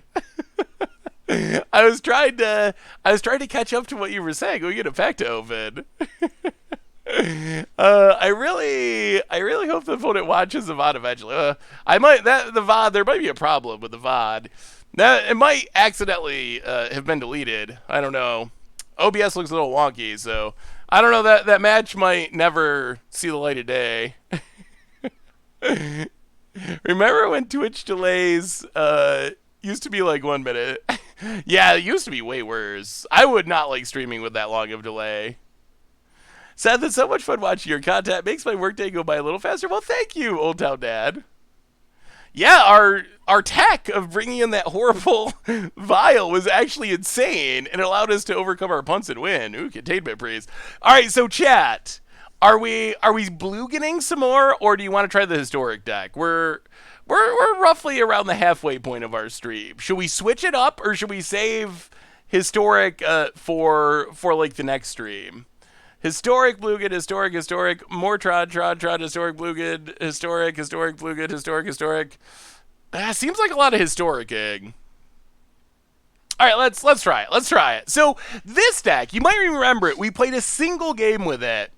This deck, we were playing Blugin a couple of matches on the stream the other day, and we're like, wow, I bet this deck would be sweet in Historic. So we built a Historic version, except in Historic, we actually get to be mono-colorless. So we don't have any, well, technically we have one of each basic for Golos purposes, and because we don't have any colored spells, but we are 100% to the max, all the way colorless, all the way up the scale. So yes, we can go down the Ori. Everyone likes getting rid of the Ori, but the Ori's sweet.Maybe we just play more Karns. That might be too many Karns. Is there anything else that adds mana? That's always the question. What adds mana? I guess mana for Planeswalkers would be good. But yeah. Oh, a quick reminder before we historic it up that our sponsor today is Card Kingdom, and if you need some, of course, at 2021 cards, you get them. Pre-order them over at cardkingdom.com. So thank you to Card Kingdom for supporting the stream. I think it needs to be early game ramp. Ooh, Thematic Compass. Only its basic lands. We do have the flip cards. There's no other 2-mana rocks. Azur's Gateway. Arcane Signet. Ori's to activate Golos, but I think we can put one in the sideboard. Or we could just play Chromatic Ori. Yeah, maybe Chromatic Ori's just better. Is there anything else we want to do before we start jamming games? Compass. 7 lands. Flips.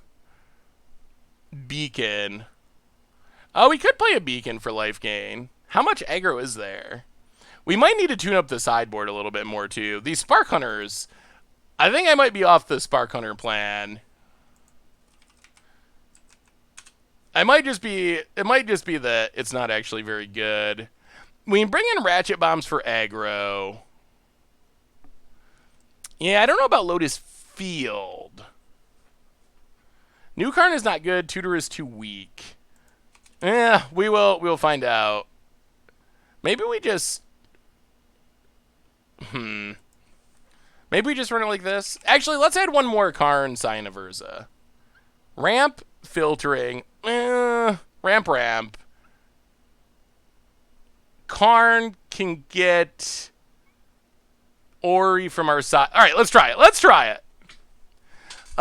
Yes, all of our donations this month. So today, well, the previous bunch of streams, and today's stream and tomorrow's stream, any donation, it's all being collected, and then after our Tuesday stream, we're doing one huge donation with all the donations from the month to NAACP Legal Defense Fund. So yes, the donation link will go there along with any other donations. All right, let's try it. Let's try it. Let's try some historic Tron. I guess I can't change the name there. Well, we'll call it Historic Blugin for now. All right, let's see if it works. Let's see how this works. Did my first arena draft. Had to first pick 5-mana Chandra, went 1-3, but got a sweet card out of it. Awesome, Paps. Yeah, it is sweet that you get to keep the cards. For sure. Do we have Field? We do have Field of the Dead. Well, we will play first. Alright, this is fine. We get some Scrying. We get some Planeswalkers. Please don't run us over, aggro. I don't think Traxos is very good, honestly. What do you think about the reprint fix? So, I was hoping for more. I was hoping that they would actually, like... Oh my goodness, is this a mirror? I posted the deck list on Twitter. That would be crazy. Okay. Definitely not the mirror. Oh, no.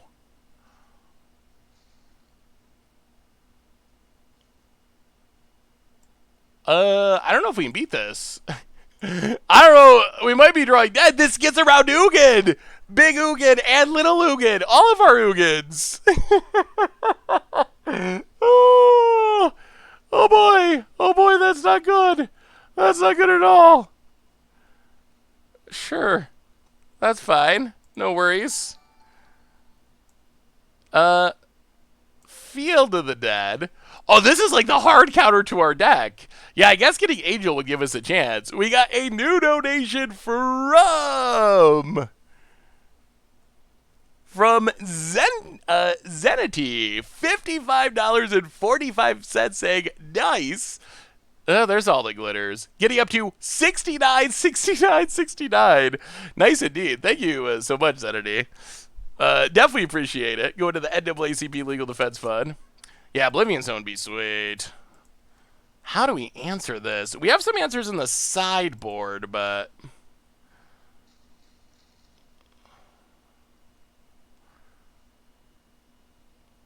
Opponent gets to untap.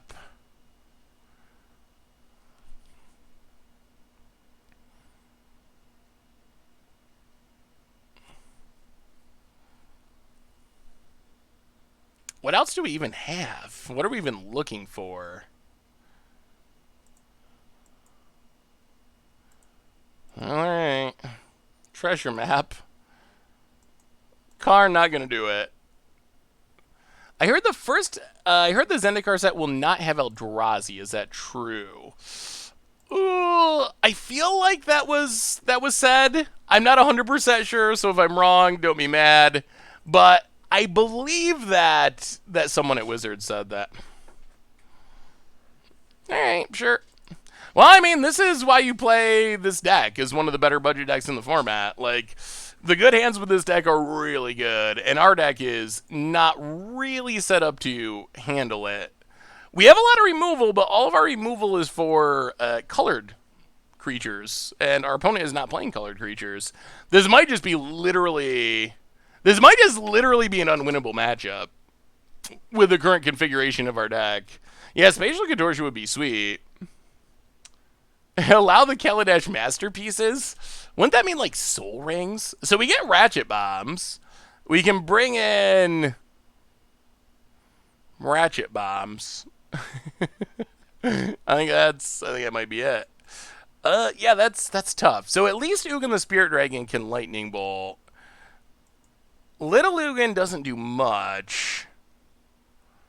Yeah, I mean, it is what it is. This is just not a good matchup. We're more likely to find Platinum Angel from our sideboard, thanks to, more likely to find a single, Platinum Angel or another singleton from our sideboard, thanks to Karn, than in our main deck. So I think it's better to leave it in our sideboard if we want to draw it. Solemn. I think we go bottom. We want something that does something earlier. We have a million 4-drops that do things. We want cards that do things like on turn 2 to start ramping. That is what we're missing. We got a lot of 2 and 3 mana ramp, but we have not been hitting it. Well, Void again, Scry. Alright, there's Shard. That is ramp for next turn. That's good. We have Blast Zones, too. So we have a shot. We have some percentage of a shot. Ugh, Steel Overseer. Opponent gets and hits us. Or not. Well, Radiant Fountain. Power Stone Shard, go. I guess Karn also shuts down Steel Overseer's ability, which is something. Wormcoil's not in the format, is it? If Wormcoil is actually in the format, that would be sweet. Bone it. Well, I'm gonna start growing the dorks. 1, 2, 3, 4, 5. So we can go lows. We might just be all in on Platinum Angel. That might be our game plan. Opponent gets and hits us. Is it in Historic?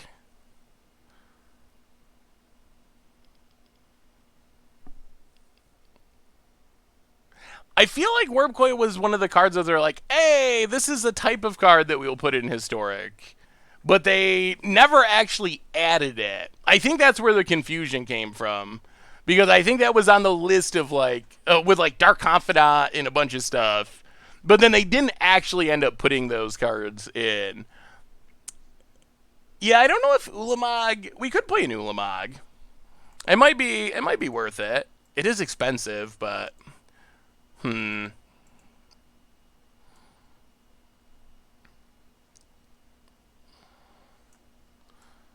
Radiant Fountain Golos. Take...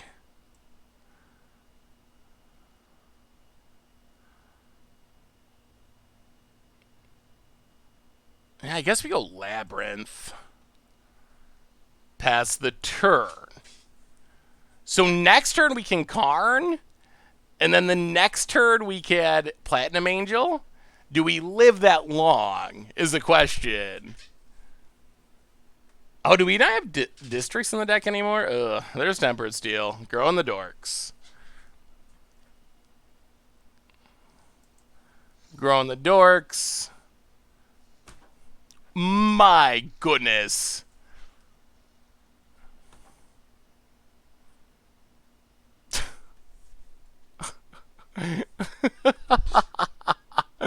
Wow.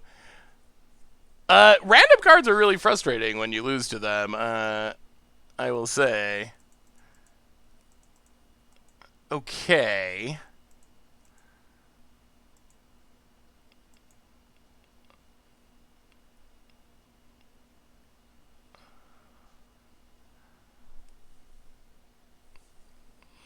So I guess we're just done.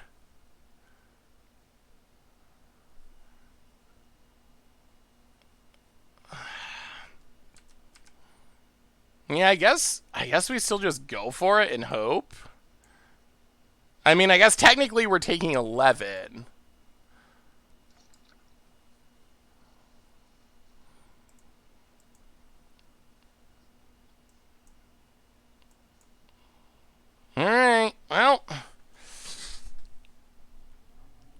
Nothing with haste, nothing that pumps, nothing.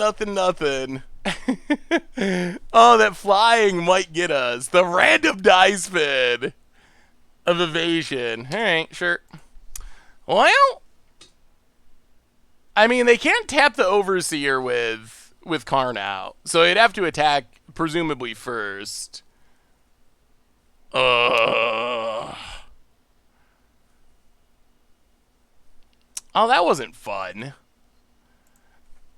I think we were actually gonna. I think we're in a position where we could have. We would have won that if our opponent had not rolled an evasive counter with that silly, horrible 3-drop. Interrupter Jones, how are you? Doing well. Well, all right. This one can ramp. Opponents. Hopefully they're not Nexusing. They really just need to ban Nexus in this format. I don't know why they haven't banned it already. I think there's like very close to 0 value in leaving Nexus in the format. Opponent gets in Nexus, passes. Well, Mountain and Treasure Map. Go. I mean, this hand, if our stuff lives, is good. Opponent. History of Benalia. Hits us. Swamp. Palladium Mirror. Pass the turn. Isn't going to be fast enough. Opponent makes another dork. Plays a land. What you got? Oh, okay.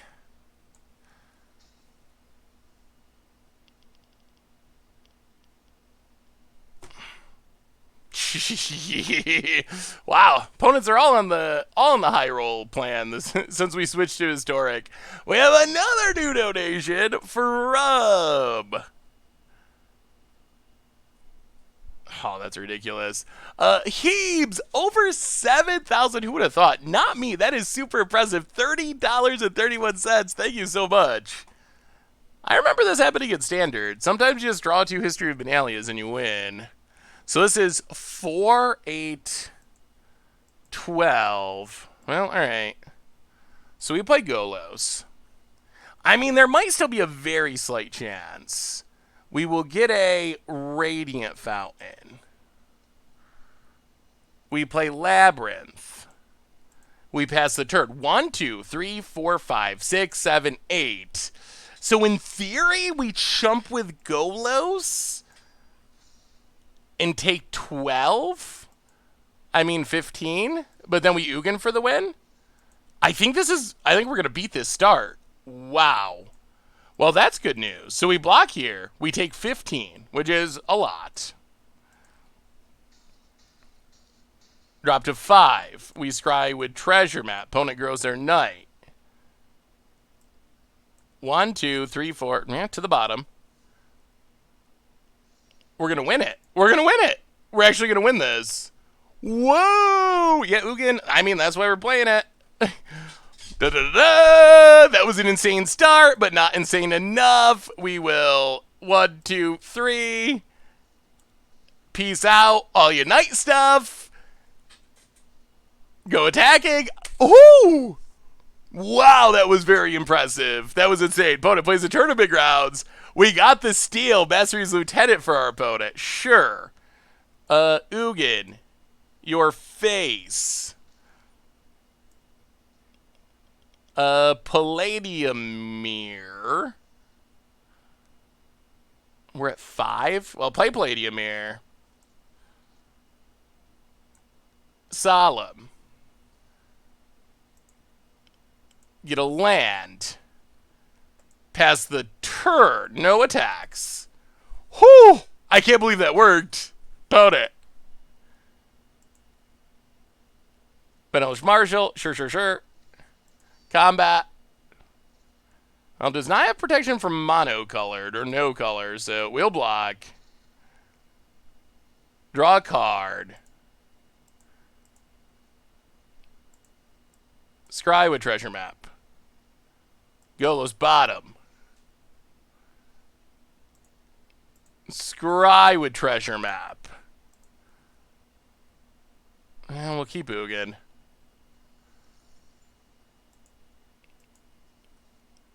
Activate. before we draw it. Draw, draw, draw. Play the Amir for free. Another Ugin for free. Treasure map for free. Mobilize district.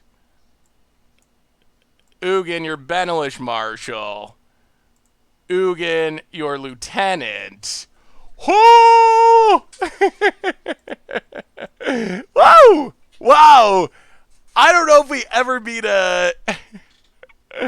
I don't know if we ever, if I've ever beat a just that fast of a History of Benalia start. Those are usually really difficult to beat. Well, Ratchet Bob's coming in for sure. For sure, for sure, for sure. And that might be most of it. No, I like Little Ugin. It's very good when we cast it into Big Ugin. It's just not as powerful as Big Ugin, obviously. But I do like Little Ugin. Yeah, it's definitely a cool idea. I thought we were dead too. If you had asked me, I also would have swore we were dead. I didn't think there was any chance, honestly. We'll take out the lantern and maybe one Karn. Run it like that. The Ratchet Bob Seep Key. I wish we had more colorless removal. So we have Forge to get from our sideboard. We can look at the main deck. We just built this on stream and kind of threw it together, so we can look at it and see if there's any changes to be made. Yeah, we got the Ratchet Bomb and some ramp.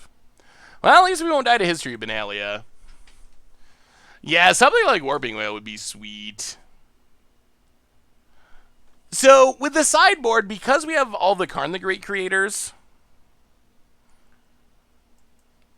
there is a reason to leave stuff in the sideboard. I think we're more likely to draw it sometimes than... Well, alright. Mind Stone, go. We're more likely to draw one-ofs with the sideboard. How many Dismembers I won? I would most likely run the full 4 in the sideboard.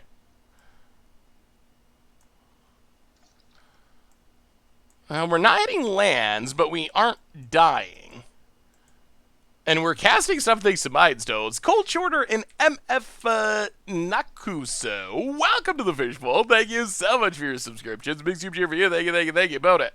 Knight of the Eben Legion. Well,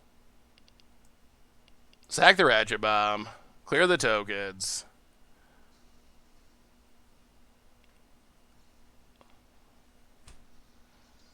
Huh. Not used to playing around that one yet. Oh, play a Void. See, these Knights are still going to get big. 1, 2, 3, 4, 5. Well... Yeah, I guess it doesn't matter. Golos! Yeah, letting out a Standard Bearer was really good for our opponent. Radiant Fountain. Gain a bit of life. Pass the turn.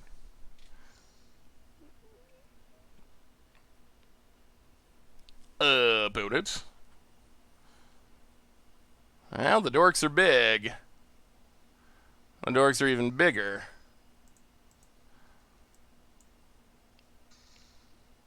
How do we get out of this? Down to 6. Field of the Dead still. Well, Field of the Dead. Palladium Mirror. Palladium Mirror. So I guess our hope is double chump and draw land for Ugin? Knight of Grace. Well, do we draw land? Oh, I wish we didn't have to block. If we didn't have to block, we'd get it for sure. Well, we got to jump with both or we die.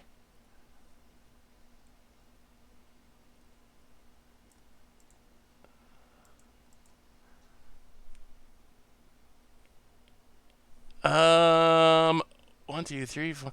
I mean, do we draw land? If we draw land, we most likely win. If we, oh, not Field of the Dead. that would be brutal. Untap land?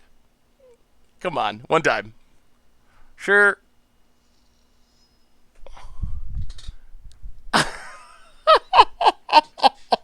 Called it.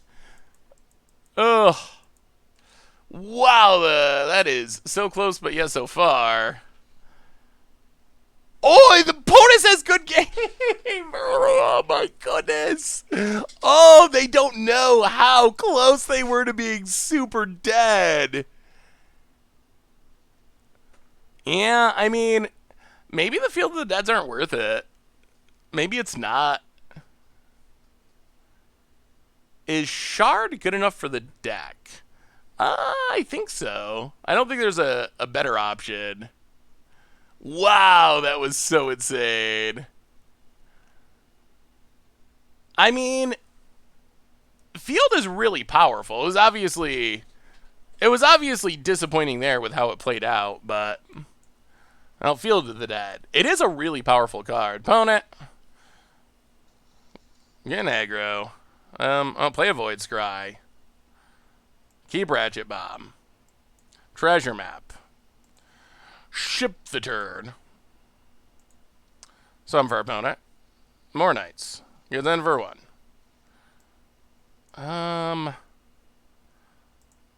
We draw.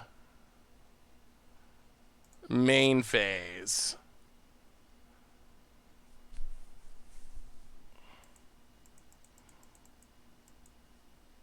Oh, how do we navigate this turn?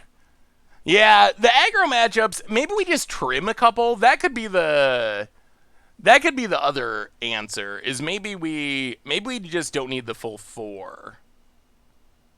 So we can Ratchet Bomb Scry. We can Palladium Mirror. Yeah, I mean, I guess we just Palladium Mirror. If our opponent has removal, it's not great, but Tournament Grounds attacks. No blocks. Well, okay. We get to untap with Palladium Mirror. That's good. Down to 13. We have 5 mana. Let's just draw. Power Stone Shard.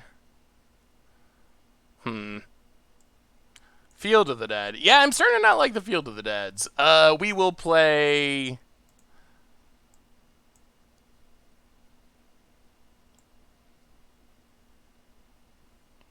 One, two, three, four, five. Yeah. Power Stone Shard. Ratchet Bomb. I mean, we're back to the same spot. If we draw land, we get Ugin next turn. And I assume Ugin is just game for sure. Knight of Grace. Entering the fray. Opponent goes to combat. Attacks. Well, we're going to crack Ratchet Bomb. Kill the Knight. Take 3.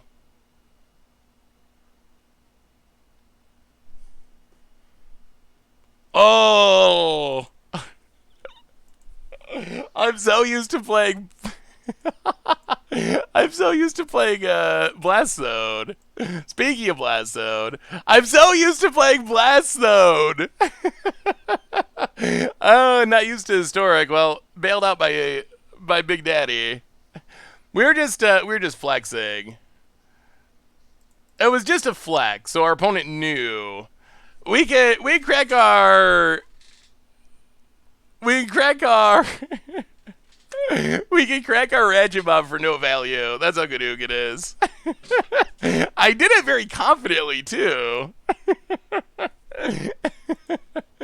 All right, bolt your phase. That was a very confident pun. Golos. Sure.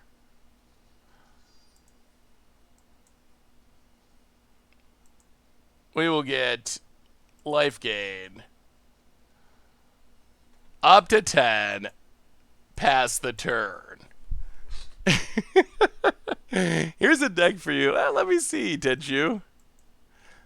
Yeah, that was just a flex. That wasn't a pun. I know what I'm doing. I'm good at this. Opponent. I don't know if that's a real oops or a fake oops. Scry with Treasure Map. Mindstone bottom. Untap. Scry with Treasure Map. Flip Treasure Map. We'll keep card. Draw.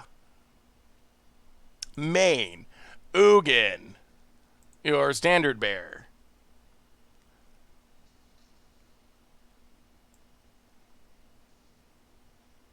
Play Solemn. Opponent with the tricky oops. I knew there was a trick. Historic is like legacy or vintage of Arena. Basic. Oh, now our fields are going to be good. Basically, everything legal on Arena, if it's not explicitly banned, is legal in Historic.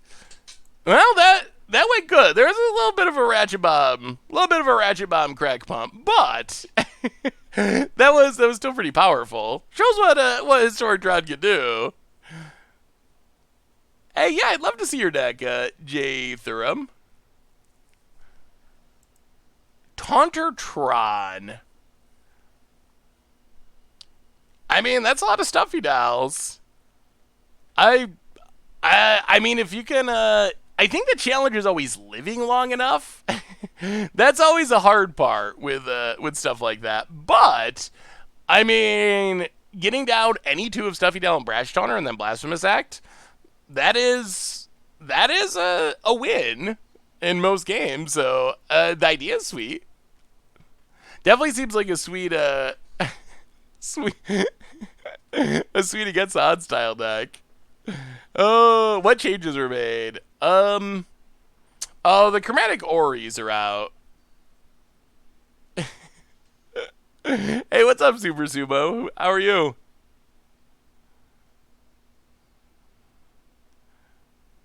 Pre-release 2-headed giant deck had 2 Palladium Mirror, Solemn, and Ugin alt art. Ooh, yeah, that's Ugin is pretty busted and limited. We're gonna keep this. 2 Power Stone charts is insane. We got the land to scry for it. I like it. I like it. Yeah, there will be another viewer submitted Commander Clash coming up in the not super distant future. Tinar and Silvar. Oh, that is a pair that I haven't played yet. That looks fun. We'll keep. All right, opponent. What are you up to? This could be a really fast Ugin if our opponent isn't doing anything to stop us. Yeah, Gavin was a really fun guest. All right, opponent's on control. Well, Blast Zone. Go. Needs tuning. I've been working on it for a bit. Yeah, let me see, JC. Hinterland Harbor. So Bant something. Oh, playing a land. Power Stone Shard. Oh, just straight up resolves. That's sweet. No, don't Brazen Borrower that, opponent. Just reading is okay. Bouncing is not. Pioneer Warriors. Alright, there's Brazen Borrower. Is this a Nexus deck? Oh. Ban it, Wizards. Ban it. Yeah, Warriors is one of those tribes that it feels close to being playable. Is Kanta. And a tap land. Power Stone Shard again. Boy, our turn was going to be so good. We could have Power Stone Shard into Solemn, into Ugin, but instead that Brazen Borrower on the Power Stone Shard. Pretty not great. Well, Power Stone Shard.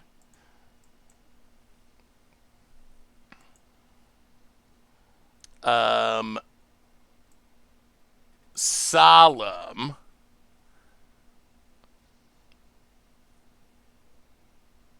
Get a land. Field of the Dead. Go. Yeah, Warriors looks sweet. Definitely has some nice aggro starts. Brazen Borrower returns. If Wizards just banned blue, there wouldn't be problems with Nexus. Growth Spiral, Uro. Blue's a good color, though. It's just there's some certain cards that are a little busted. We'll have to look. What is the best? Here's a good question for you, chat. What is the best possible Nexus hate that we could use in this deck? 1, 2, 3, 4, 5, 6. Little Ugin. Karn. Boy's turn. Take down Karn. Get... How many cards are in the graveyard here? 3? Soul Guide Lantern. Play Soul Guide Lantern. Get rid of Uro. Another Solemn. That was a turn. That was a turn. Get a land. Hey, what's up, Pow Pow? How are you? And then Ugin can blow up Brazen Borrower. Go to combat. Hit ya. What a turn. What a turn that was. Whoo! Been trying to create A-Rag in Standard. Ooh, let me see, Fiddlin. My wife keeps pestering me to tell you sound like Matt Pat from Game Theory, Film Theory. Oh, no. All right. Well, this could be where our opponent goes infinite. To Fairy. They only have one card in their hand.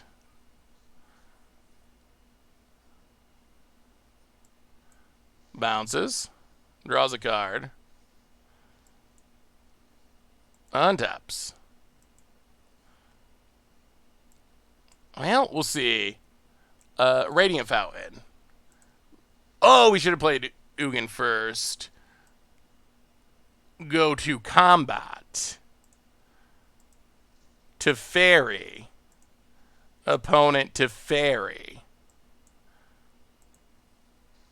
Kill things. Play. Do I actually sound like Matt Pat? I'm gonna have to listen to a video because I'm not actually super sure who Matt Pat is. Ugin. -4. Ah, beautiful. Card, take it down. Let's seal it. Let's seal the deal.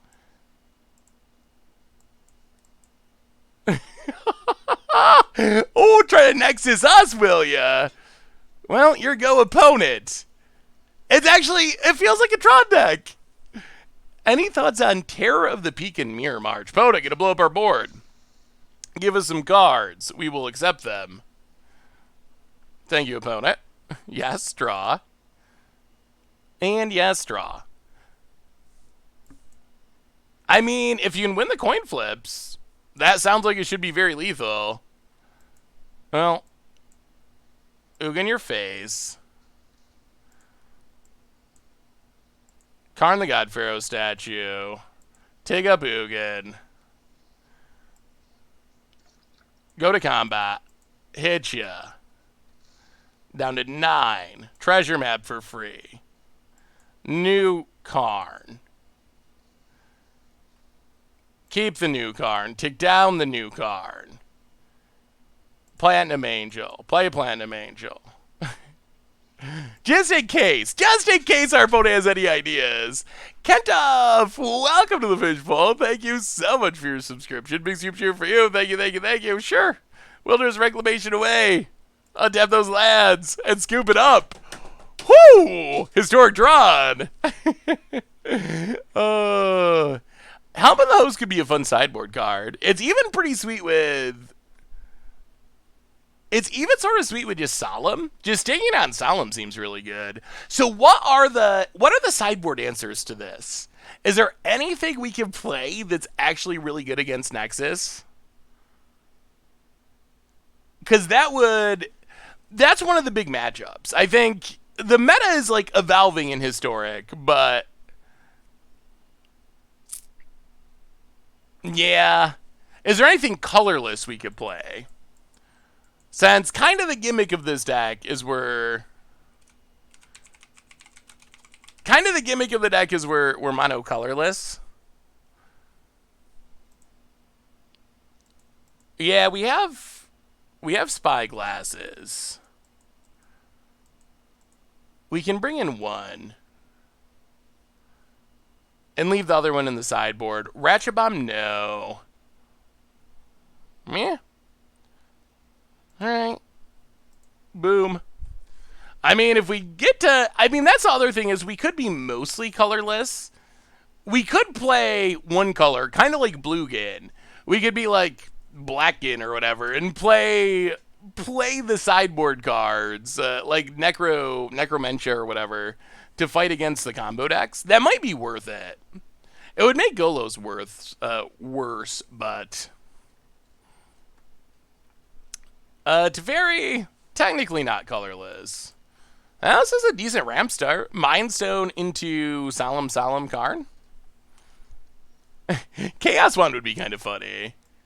Well, let's Void. Land definitely to the bottom. Mindstone, go. Chromas. We'll look at the artifacts after this game and see. See if there's any updates. We built this really quickly on stream. And it seemed really sweet, so we've been playing it. But, oh, don't Teferi us. Alright, Uro, that's fine. Sure.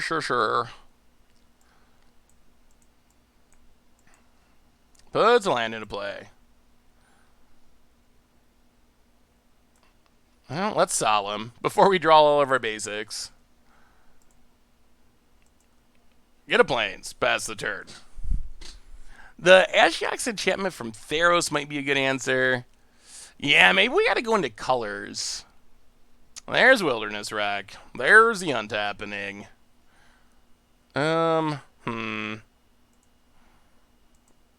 go to combat. Attack. Hit our opponent.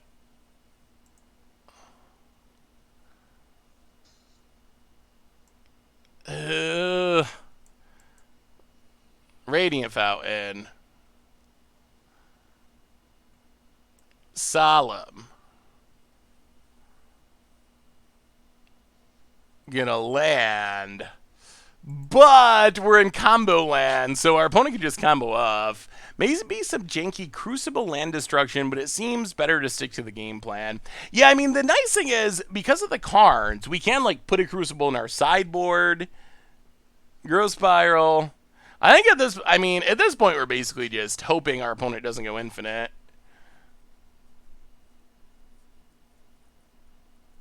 Which is, I remember that feeling against Nexus. You just kind of hope. They're like, who knows? Maybe they'll fizzle. It could happen. And like once every 10 games or something they do, but ugh. Yeah, this is historic. And historic is especially brutal because Nexus, oh no. Because Nexus of Fate is also legal, which means this deck is, I think it's the new best deck of the format with Winota being banned. But it plays a land. Well, we'll see. Time to start taking in extra turns. Yup. Taps. Untaps.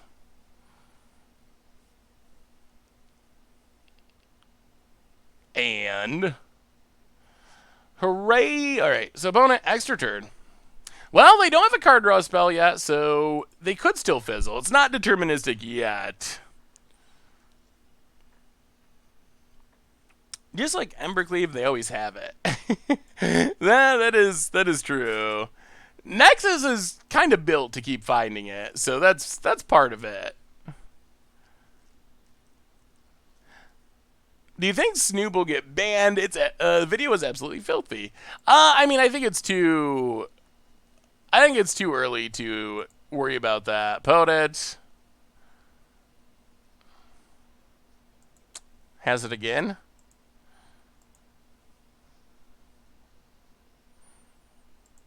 So what is the argument for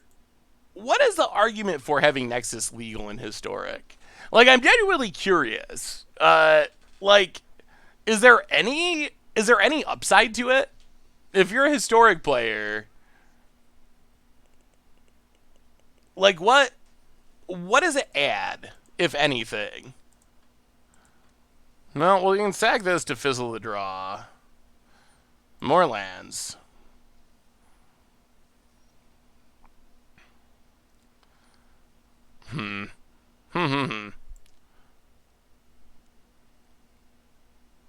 I'll go to combat. Attack to Fairy. Attack our opponent.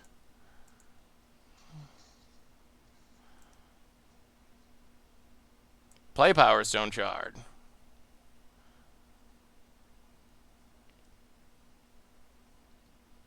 Play a Swamp.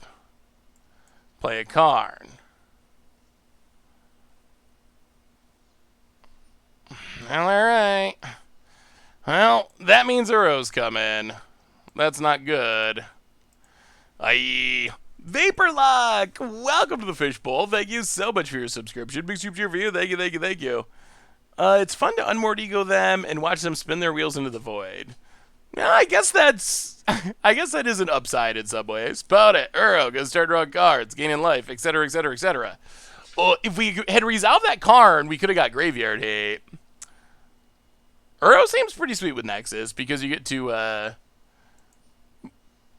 keep drawing extra cards every turn as you are taking extra turns. About it.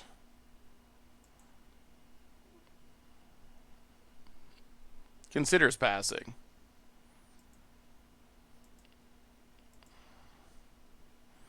I mean, the problem with Blast Zoning is it requires taking so long off. Oh, play Blast Zone. Make a zombie. Ugin.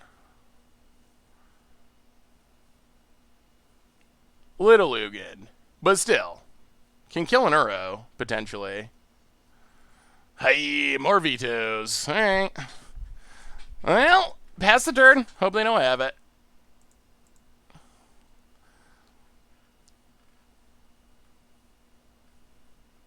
About it. Untaps. Yeah, Uro is a little bit emblematic of I think the issues that Magic has had in 2019. I think Uro is kind of the poster child for it. It's the ramp. It's the no downside ramp because you draw cards and gain life. It's aggro decks not being Oh, come on. Alright, so opponent. I had it all. 2 bounce spells. Gets him with Uro. Looking for that extra turn spell. Can they find it? Draws a card. Puts a land into play. We're going to double block to try to draw something relevant of our own. So, Solemn's die. We get to draw 2. Could use some Ugins. Field of the Dead. Mobilize District. Those are not Ugins. Oh, they drew it. Oh boy, I really dislike Nexus. Or it made me glad Oko was banned. Yeah, there's a lot of cards like that. All right, and do we even want to do this? All right, sure, whatever. So opponent gets to draw 2 cards this turn. Runs out Brazen Borrower.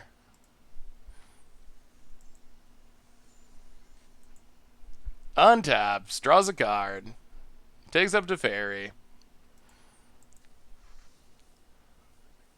Standard Blugin was good. I think we were like 3-1. Opponent draws a card. Hits us for 9.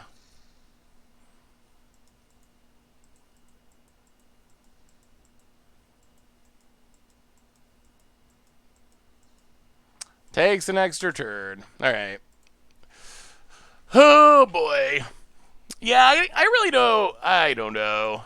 I don't know what Wizard's doing at all anymore. It really blows my mind. Just a tiny bit. I don't know what Wizards is thinking these days. Alright, well, I'll run it back. I don't know what the odds are.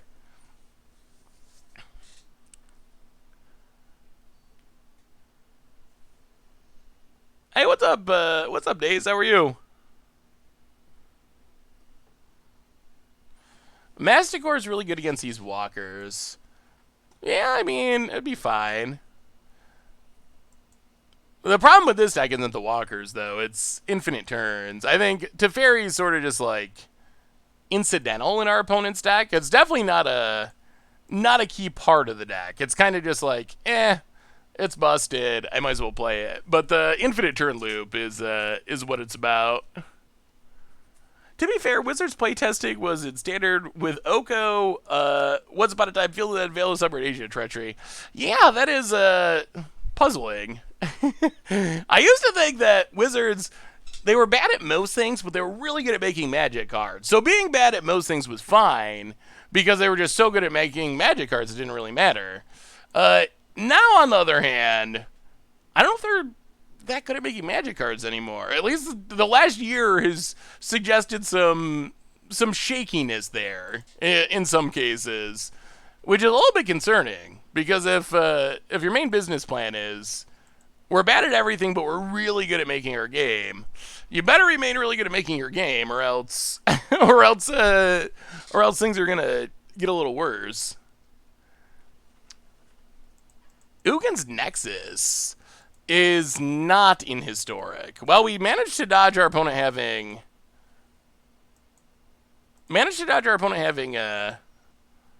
we would like a land here. Wilderness Reclamation, at least. Yeah, let's draw. We hit a land. That's good. I'll play the land. Play Power Stone Shard.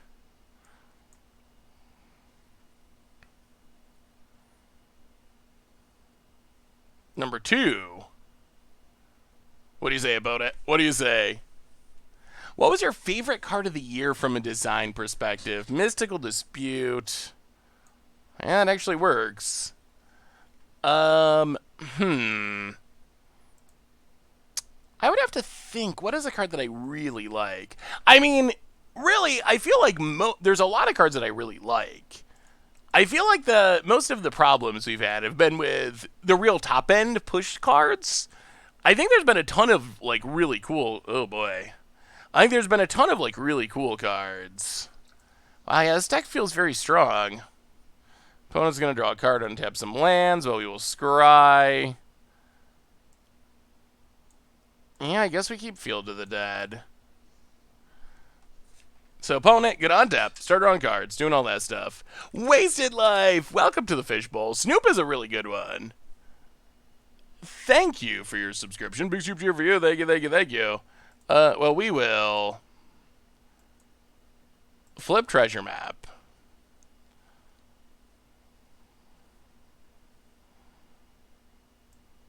Keep the spyglass. Play Field of the Dead. Play Karn.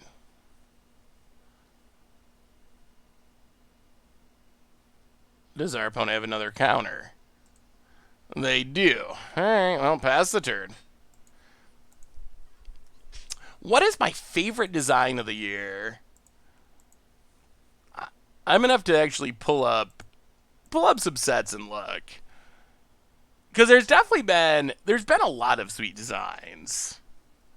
I mean, I actually think like a huge majority of the designs have been sweet. But then the top end cards just so befuddlingly overpowered and bannable.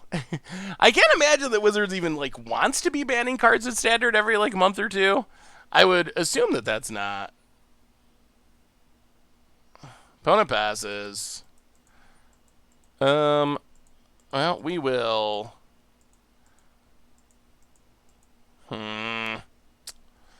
Oh, how do we beat all the counters and all the Teferis? Sack a treasure, draw a card. Mutate was definitely sweet. I really like Riley. Riley's a cool design. Another Field of the Dead. I don't think we have anything that is good enough to lure out a counter spell. Like, I think our opponent just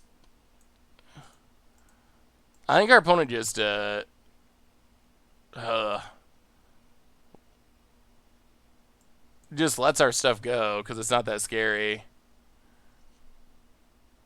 Would have been nice to hit a non-Field of the Dead land to start making zombies. So opponent lets it go.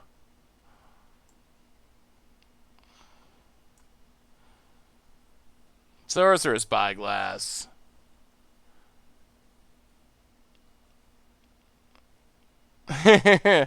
Alright. Well, we named Teferi, but there's 2 Brazen Borrowers in hand. Field of the Dead. Well, we know our opponent's out of counters. We got through the 2 counters that they had in hand. Yeah. Brazen Bowers bounces. So Teferi's still doing... Oh, Alright. Replay. Yes, I know. Opponent was supposed to wait till the end of our turn, but... Name Teferi again. But our opponent can Brazen Borrower again.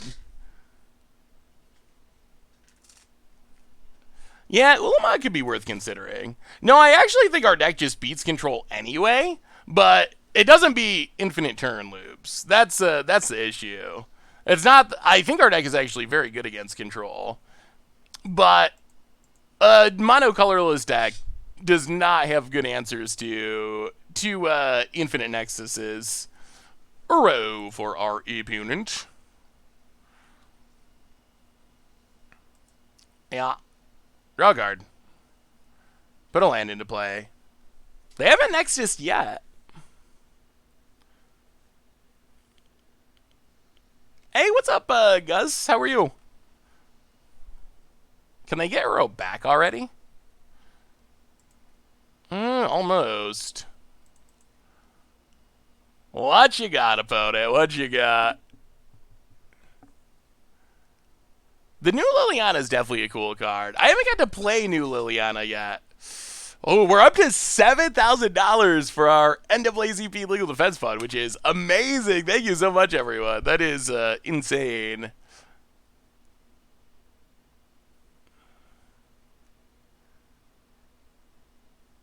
Yeah, 6-mana Ugin ramps into 8-mana Ugin. Can you imagine a standard format where Liliana Waker of the Dead is the best walker? Ooh, maybe... Oh, no. Wilderness Wreck. Maybe, like, Lorwyn Standard? Original Lorwyn Standard? So there's a Wilderness Wreck. Opponent's got 1 unknown. Is it Nexus of Fate? I really hope it isn't. Sharks us.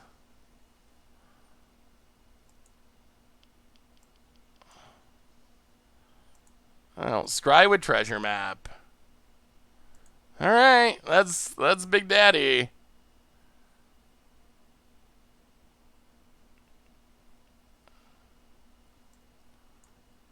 That we draw. Main phase. Ugin.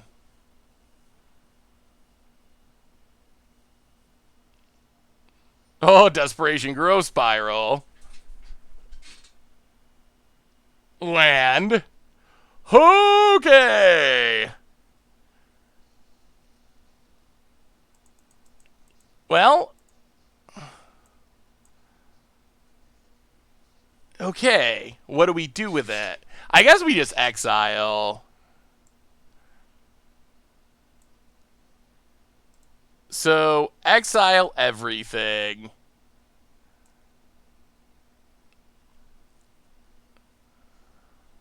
Shark, Wilderness Wreck, Teferi. Opponent can flash stuff in. So they can kill the Ugin, and they can get back Uro, but threats dealt with for the time being-ish? Yeah, I mean, we're going to lose it, but I don't think we can let our opponent untap with that. We can start scrying and looking for something else. The bigger issue... Wow, okay. The bigger issue is going to be Uro coming back. Hey, see ya, Kudro Care. How are you? 8 rack and Historic. That would be fun. I haven't played much Historic since M21 came out, other than this deck. But I'm really excited for it for after Jumpstart. That's mostly what I'm waiting for.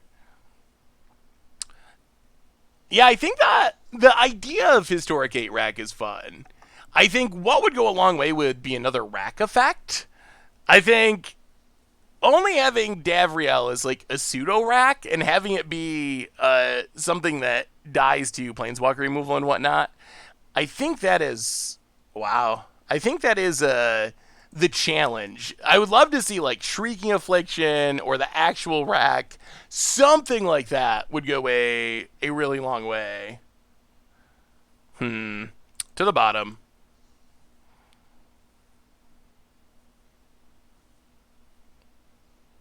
Well, flip treasure map.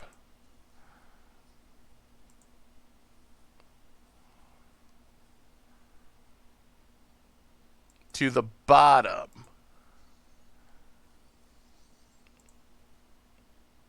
Another land. All right, go to our main phase.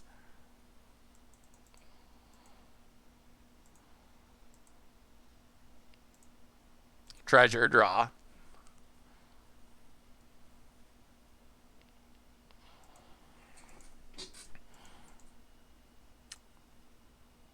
Radiant Fountain. Make some zombies. We've reached zombie mode.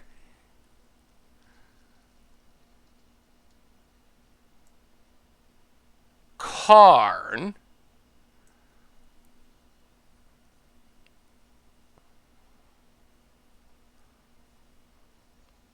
Wow, opponent drew another veto. Well, Ugin our opponent. Palladium here. Go. Oh! Opponent runs out Brazen Borrower. Do they go infinite this turn? They get extra card draw.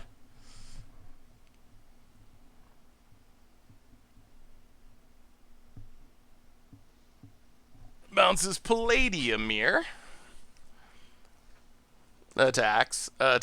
Draws a card. Puts a land into play. Well, we will Chumpero. Come on, no Nexus, no Nexus. Yeah, Field is doing well here. What's the last card?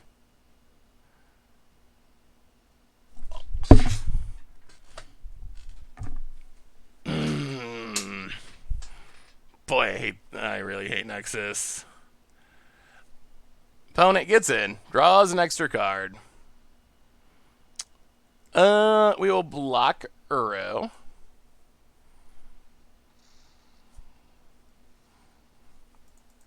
Opponent draws a Nexus. Oh, they really need to get this out of Historic. Wilderness Rack off the top. Opponent gets in, draws a card. Is it Nexus? It's a land. So not every card in their deck is a Nexus. We go to 8.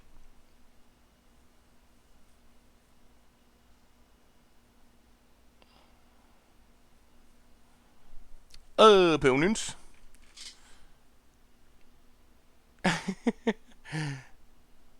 Yeah, I mean that's why I think that they will ban it, because they're doing the like invitational with Historic. If this is another Nexus, they're doing the invitational with Historic in August, and Nexus is, if it's not the very best deck in the format, it is at least like like the number 2 deck. Like I think it's the best deck in the format.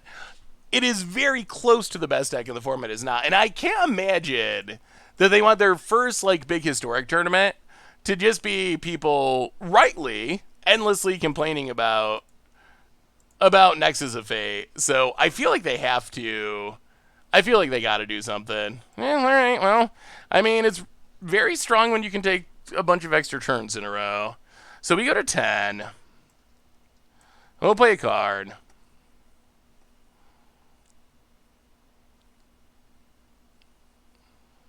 Opponent drew another counter. They have a Nexus on top of their deck. We'll play another card.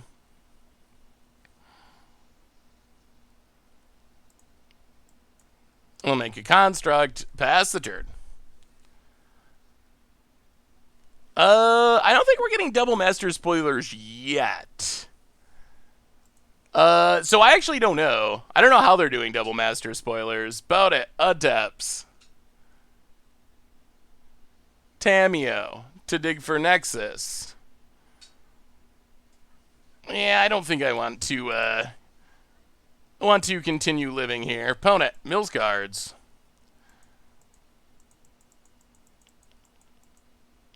So the graveyard's filled for Uro, so even if we draw something, it comes back. Tax card, attacks card. Attacks us. Draws a card. We will block.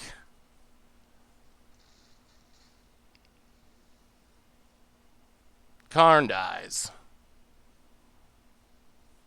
Teferi. Alright. Sure.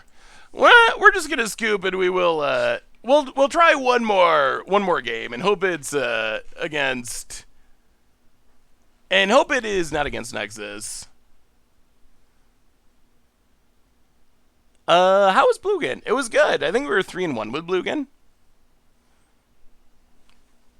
Alright. One more historic shot. One more historic shot.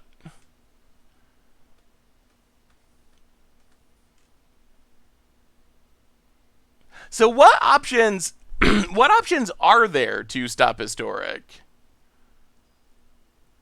Or stop Nexus in historic?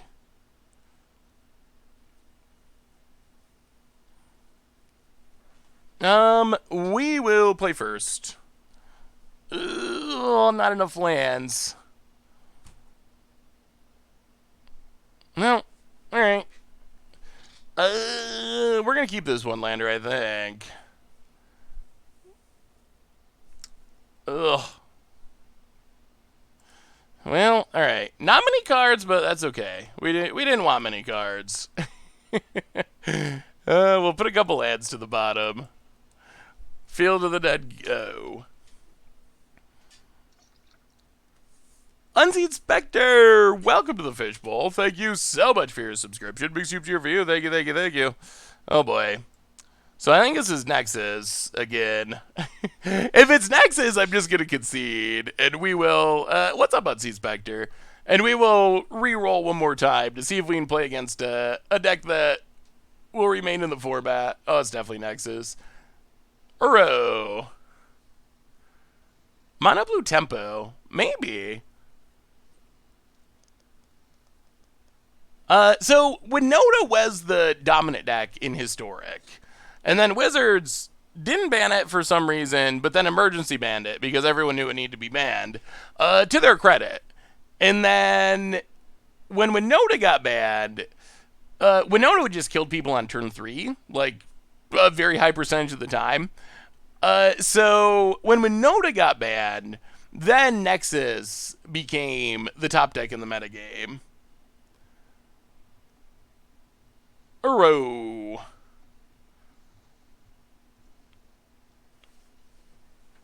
Opponent puts a land into play. Growth Spiral. Puts a land into play. I mean, our opponent could have a Ugin next turn. Well, treasure map, scry. That's not the land we want, but alright. Keep it, main phase. Field of the Dead. Karn. Take it down. Get 1, 2, 3, 4, 5, 6. What do we take?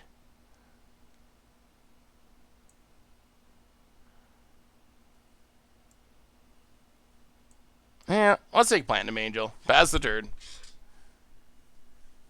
Yeah, Uro's definitely really insane. I won Jeff Hoogland's tournament with Winota. Sorry for getting it bad. I mean, the deck was definitely busted in Historic. It was so strong. Opponent passes. Well, Karn. Take it down.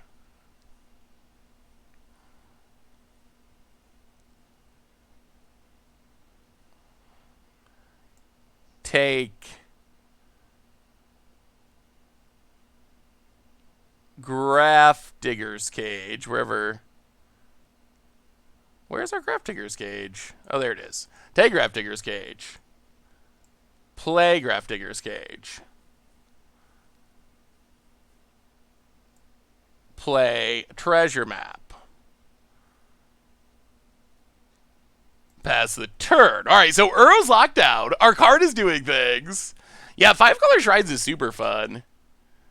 Unfortunately, this Blast Zone could be pretty good. Alright, so opponent is going to leave the treasure maps. They're just going to blow up the Grafdigger's Cage. They want their Uro. Sure. I mean, we have things that can deal with an Uro. Island for our opponent. More Grazers. Oh, I love seeing Grazers do nothing. Yeah, we will be shrining soon. Shrine's definitely coming for against odds. We don't want more Field of the Deads. To the bottom. Treasure map.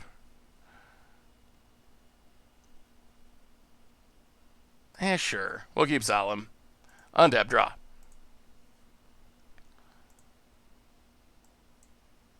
Treasure map. Flip it. Ooh. I think we go Ugin bottom for now. Yeah, it's basically it's a slow land, but it is a land technically. Solemn.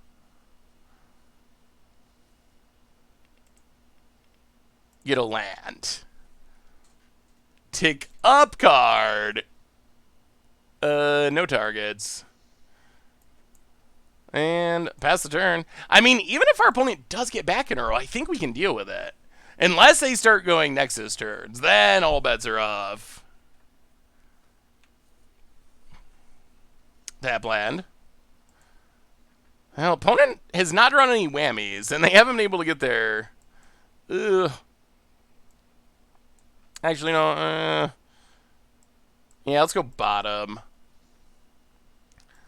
I think we need to get Graveyard. Alright, more Karns. Main phase. Karn, Tutor, Sideboard. Get Soul Guide Lantern. Play Soul Guide Lantern. Exile Uro. The Karns have been really good. Treasure Sack. Actually, you know what? 1, 2, 3, 4, 5, 6, 7. Yeah, let's sack treasure, draw a card. Sack treasure, go dig in. There's a land, play a land. Play Karn. Take down card. Mystic Forge for next turn. Pass the turn. We're not dealing any damage, but we're not letting our opponent do anything. Yeah, Karn is actually pretty powerful. Opponent plays a land. And...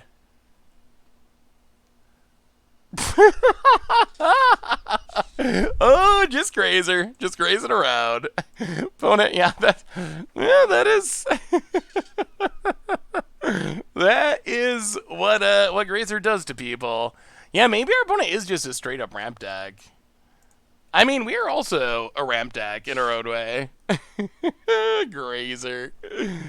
It makes me unreasonably happy to see people punished for playing Grazer. How is it that when I look at my copy of Nexus of Fate and Arena, it says it's banned in Historic, and I see it played?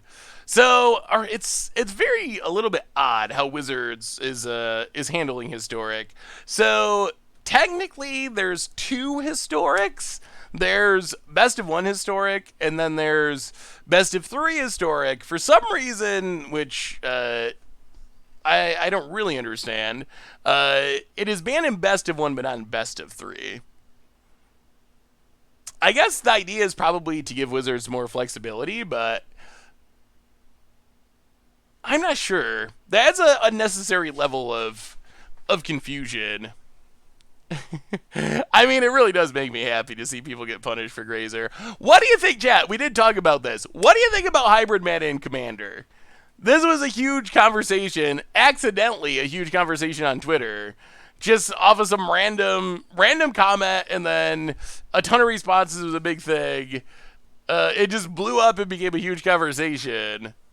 Keep it how it is. Yeah, Maro joined. I honestly, the original response was someone sent a message and tagged a bunch of people, and I didn't know the person, but I thought I answered it in a way that would keep it from spiraling into some huge thing. It was kind of like, it's because of color identity rules, and that's kind of like, the disagreement is, in my opinion, basically like, what do we want the color identity rule to be about? But then it spiraled into just like this huge conversation.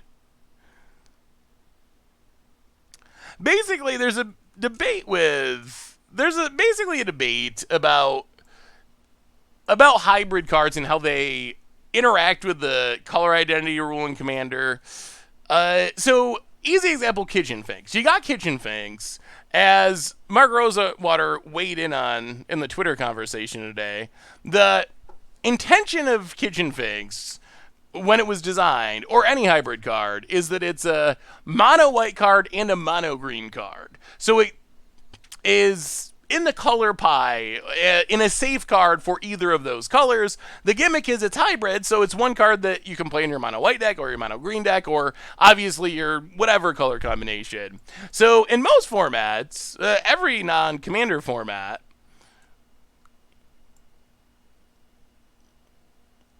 yeah.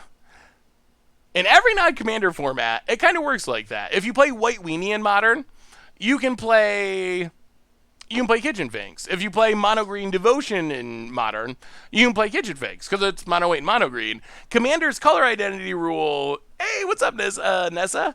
Yes, we are trotting. How you doing for the 8th month? Welcome to the Fishbowl. Thank you so much for your subscription. Big super cheer for you.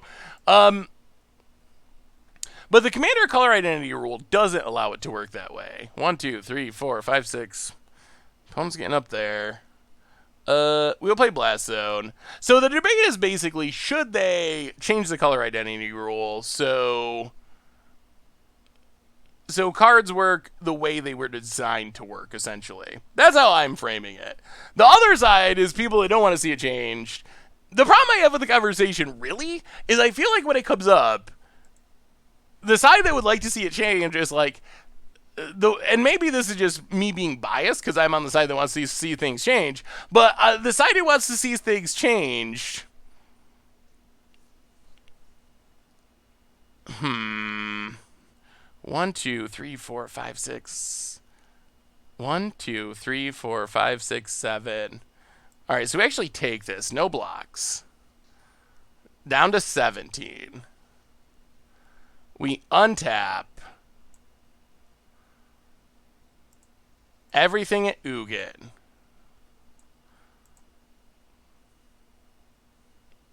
Opponent blocks, kills Palladium Mirror. However, we get to Radiant Fountain, Ugin, Snipe Ugin,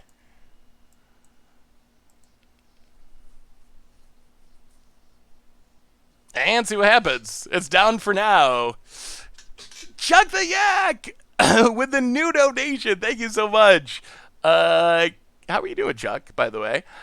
$20.30. I like color identity for being neat and organized. I used to eat strawberry yogurt on Monday, peach on Tuesday when I was a kid, lemon on Wednesday, etc. So I guess I'm on the spectrum. Everyone who donated to round off the number is similar. No change. Well, Chuck the Yak, thank you so much for the donation. Up to $7,020.30. Thank you, everyone. I mean, our Ugin doesn't die. We got rid of our opponent's Ugin. This Nissa is an issue. Opponent hits Ugin, hits us. Yeah, that's awkward. Plays a land. I mean, if our opponent's working towards Ulamog, that will beat us. So I don't know. It'll be interesting to see if anything ever changes with color identity. But shoot down the island.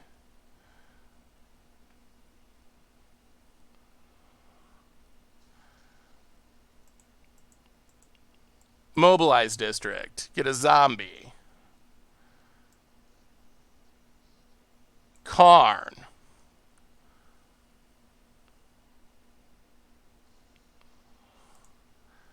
Take up Karn.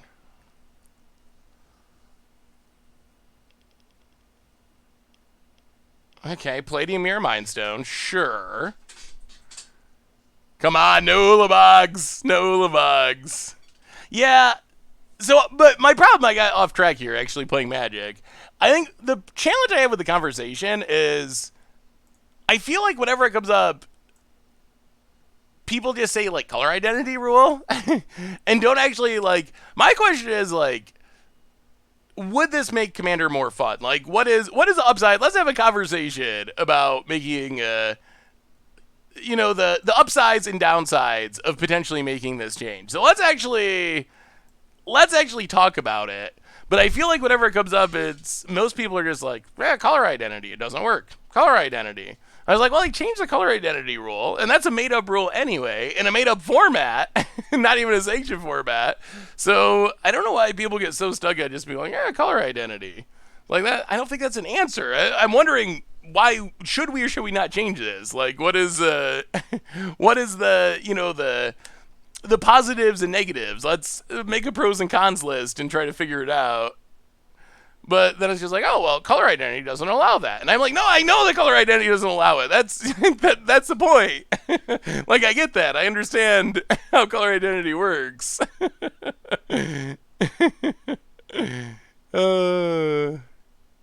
So, and I could very well be, maybe I'm completely wrong. Like, my current position is, I think it would be more, Commander would be more enjoyable if color identity was changed to allow hybrid cards to go in monocolor decks.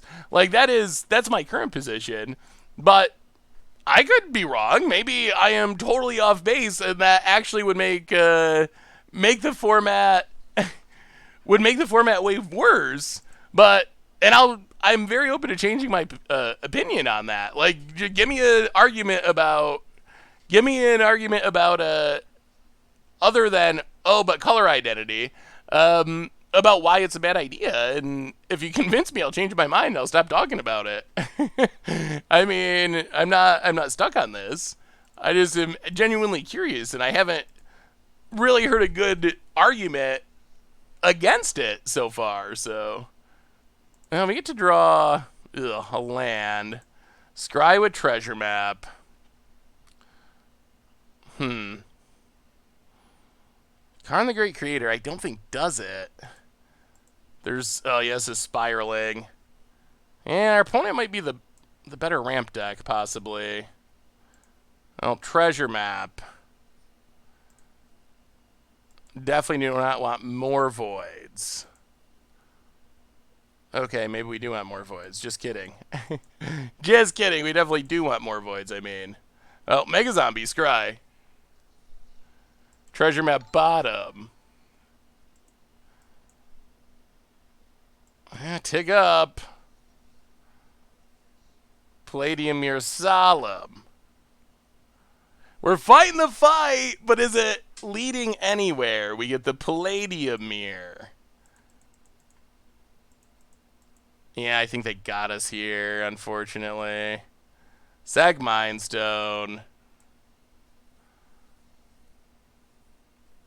More lands. Oh, so many lands. Oh, play Palladium Mirror. And pass the turn. Yeah, Nissa's pretty good, backed by Ugin. We have a new donation from someone 321 $3.21. Thank you so much. Definitely appreciate it for the NAACP Legal Defense Fund. No real reason to change the format. You can just change it within your group. Maybe because you want to keep being different color decks different and not having more of the same cards in most decks. So the question is, do you think that would actually happen? When you look at the hybrid mana cards, like what I envision the upside being is like, oh geez, Urgaros, whatever the name of like the uncommon uncommon legendary Spectre from Dominaria. Like, Nightveil Spectre is a card that would be perfect for that deck. It would be definitely like a sweet card to have in that deck. Is there any, that's what I'm envisioning, is like, oh, I get to play Nightveil Spectre in my Spectre Tribal deck, and that's very on flavor. I don't think there's many hybrid cards that would actually have a big impact on the format, in all honesty. Well, Treasure Map Scry. Field of the Dead, not going to get it done. Power Stone Shard, not going to help. And, alright, on to game 3. Well, our opponent was the one with the Ugin that game. The donate link will take you to it. All donations this month going to the NAACP Legal Defense Fund.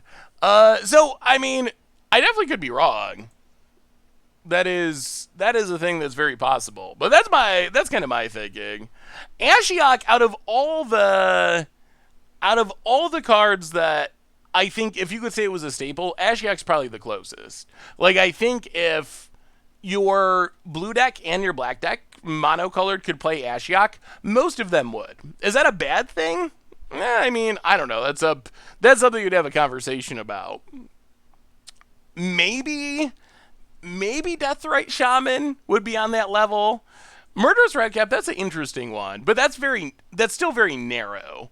So you'd have to be like a very specific, like, mono black sacrifice deck. I'm not sure what combos. I guess Metallic Mimic or something, like mono black. I don't even know. Zombies could play like a combo with it, or like mono red. Or like mono red goblins. But that one's still fairly narrow. I don't know about Beseech the Queen. Beseech the Queen. The colorless one-color hybrid cards, I think those are interesting cases. They don't have any other colors of mana. And even if they did count, I'm a little bit curious because, like, there's colorless spells that can tutor up cards multiple times when you get into that price range. So I'm not sure that that would even make an impact. I mean, if your colorless deck wants to play Reaper King and cast it for 10 mana, I think that's awesome. Oh boy. Alright, well, this is...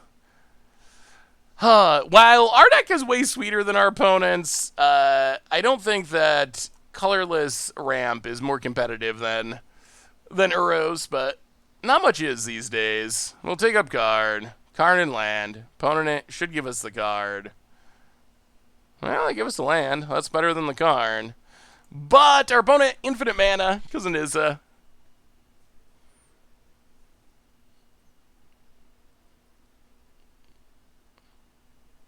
I mean, the colorless hybrid cards, I think they're like a more unique case. We'd have a conversation about that, but colorless is weird. Sure. Well, I mean, what is that? What was this? Turn 1 Llanowar, turn 2 Cultivate, turn 3 Nissa, turn 4 Ugin. Yeah. I mean, that's a turn 4 Ugin. Phyrexian Mana is a hybrid. That's I think that's a completely... What I'm interested in is very, very narrowly hybrid mana. And specifically hybrid mana cost cards. Not even like... I don't know. It's not someone who's like, well, what about Tasigur? Can I play Tasigur in my mono blue deck? It's a black card. It has a black mana symbol up there.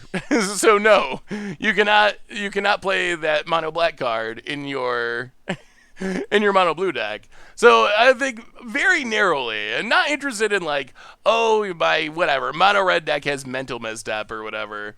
But I don't know. I think it would. I see upside to changing the hybrid rule, or at the very minimum, I see upside to actually having conversation about it. Like the color identity rule of Commander was made up by Commander players with the goal being to make Commander a fun and unique format. It's changed in the past. They changed in 2017. They made it so your cards could add mana of colors outside of your color identity. There wasn't even color identity in the early years of Commander until like 2010 or something. So it's obviously not some unchanging rule because it's been adapted multiple times. So I just think it's worth having a conversation about. Maybe we decide that we don't want hybrid mana to change and work differently, but I think at the minimum it's worth like talking about. Biscuit Man, welcome to the Fishbowl. Thank you so much for your subscription. Big soup cheer for you. Thank you. But on that note, with colorless mana and Ugins and historic and Blugins, I think that brings us to the end of our stream for today. So the good news is we'll be back tomorrow. Monday streams are back. So we got our Monday stream. We'll be back 25 hours from now doing some more streaming tomorrow. Do you think shrines are historic viable? I think shrines are historic against the oddsable. I'm very skeptical. You just saw like two Ugin decks battle each other. Ugins are like the hardest of hard counters. Nexus. So I don't think competitively viable. I think you could build a sweet shrine deck in Historic and probably get some wins with it, or maybe play it in the casual rooms. But as far as like ranking up the ladder, I would be very surprised. Even though the new shrines are sweet. So anyway, everyone, reminders on the way out the door. YouTube channel, podcast will be uploaded momentarily once the stream ends, so check that out, along with Goblins from Much Brew last night. There's Budget Magic and Modern. It's a sweet one going up tonight. Shrines for Against Odds on Wednesday, so tons of stuff on the YouTube. Replay YouTube if you missed anything. A reminder that our sponsor tonight is Card Kingdom. Have a good day, Nissa. Our sponsor today is Card Kingdom, and if you need some Magic cards or want to pre-order some Core Set 2021, you can do it over at cardkingdom.com. Even get a free Scoop Soldier sticker. Just let them know you want one in your order note. So thank you to Card Kingdom for supporting the show. Most importantly, thank you to all of you for hanging out, having fun, donating, doing all that sweet stuff. So have a wonderful evening, everyone. Y'all are amazing. I'll see you tomorrow, and yeah, I'll talk to you soon.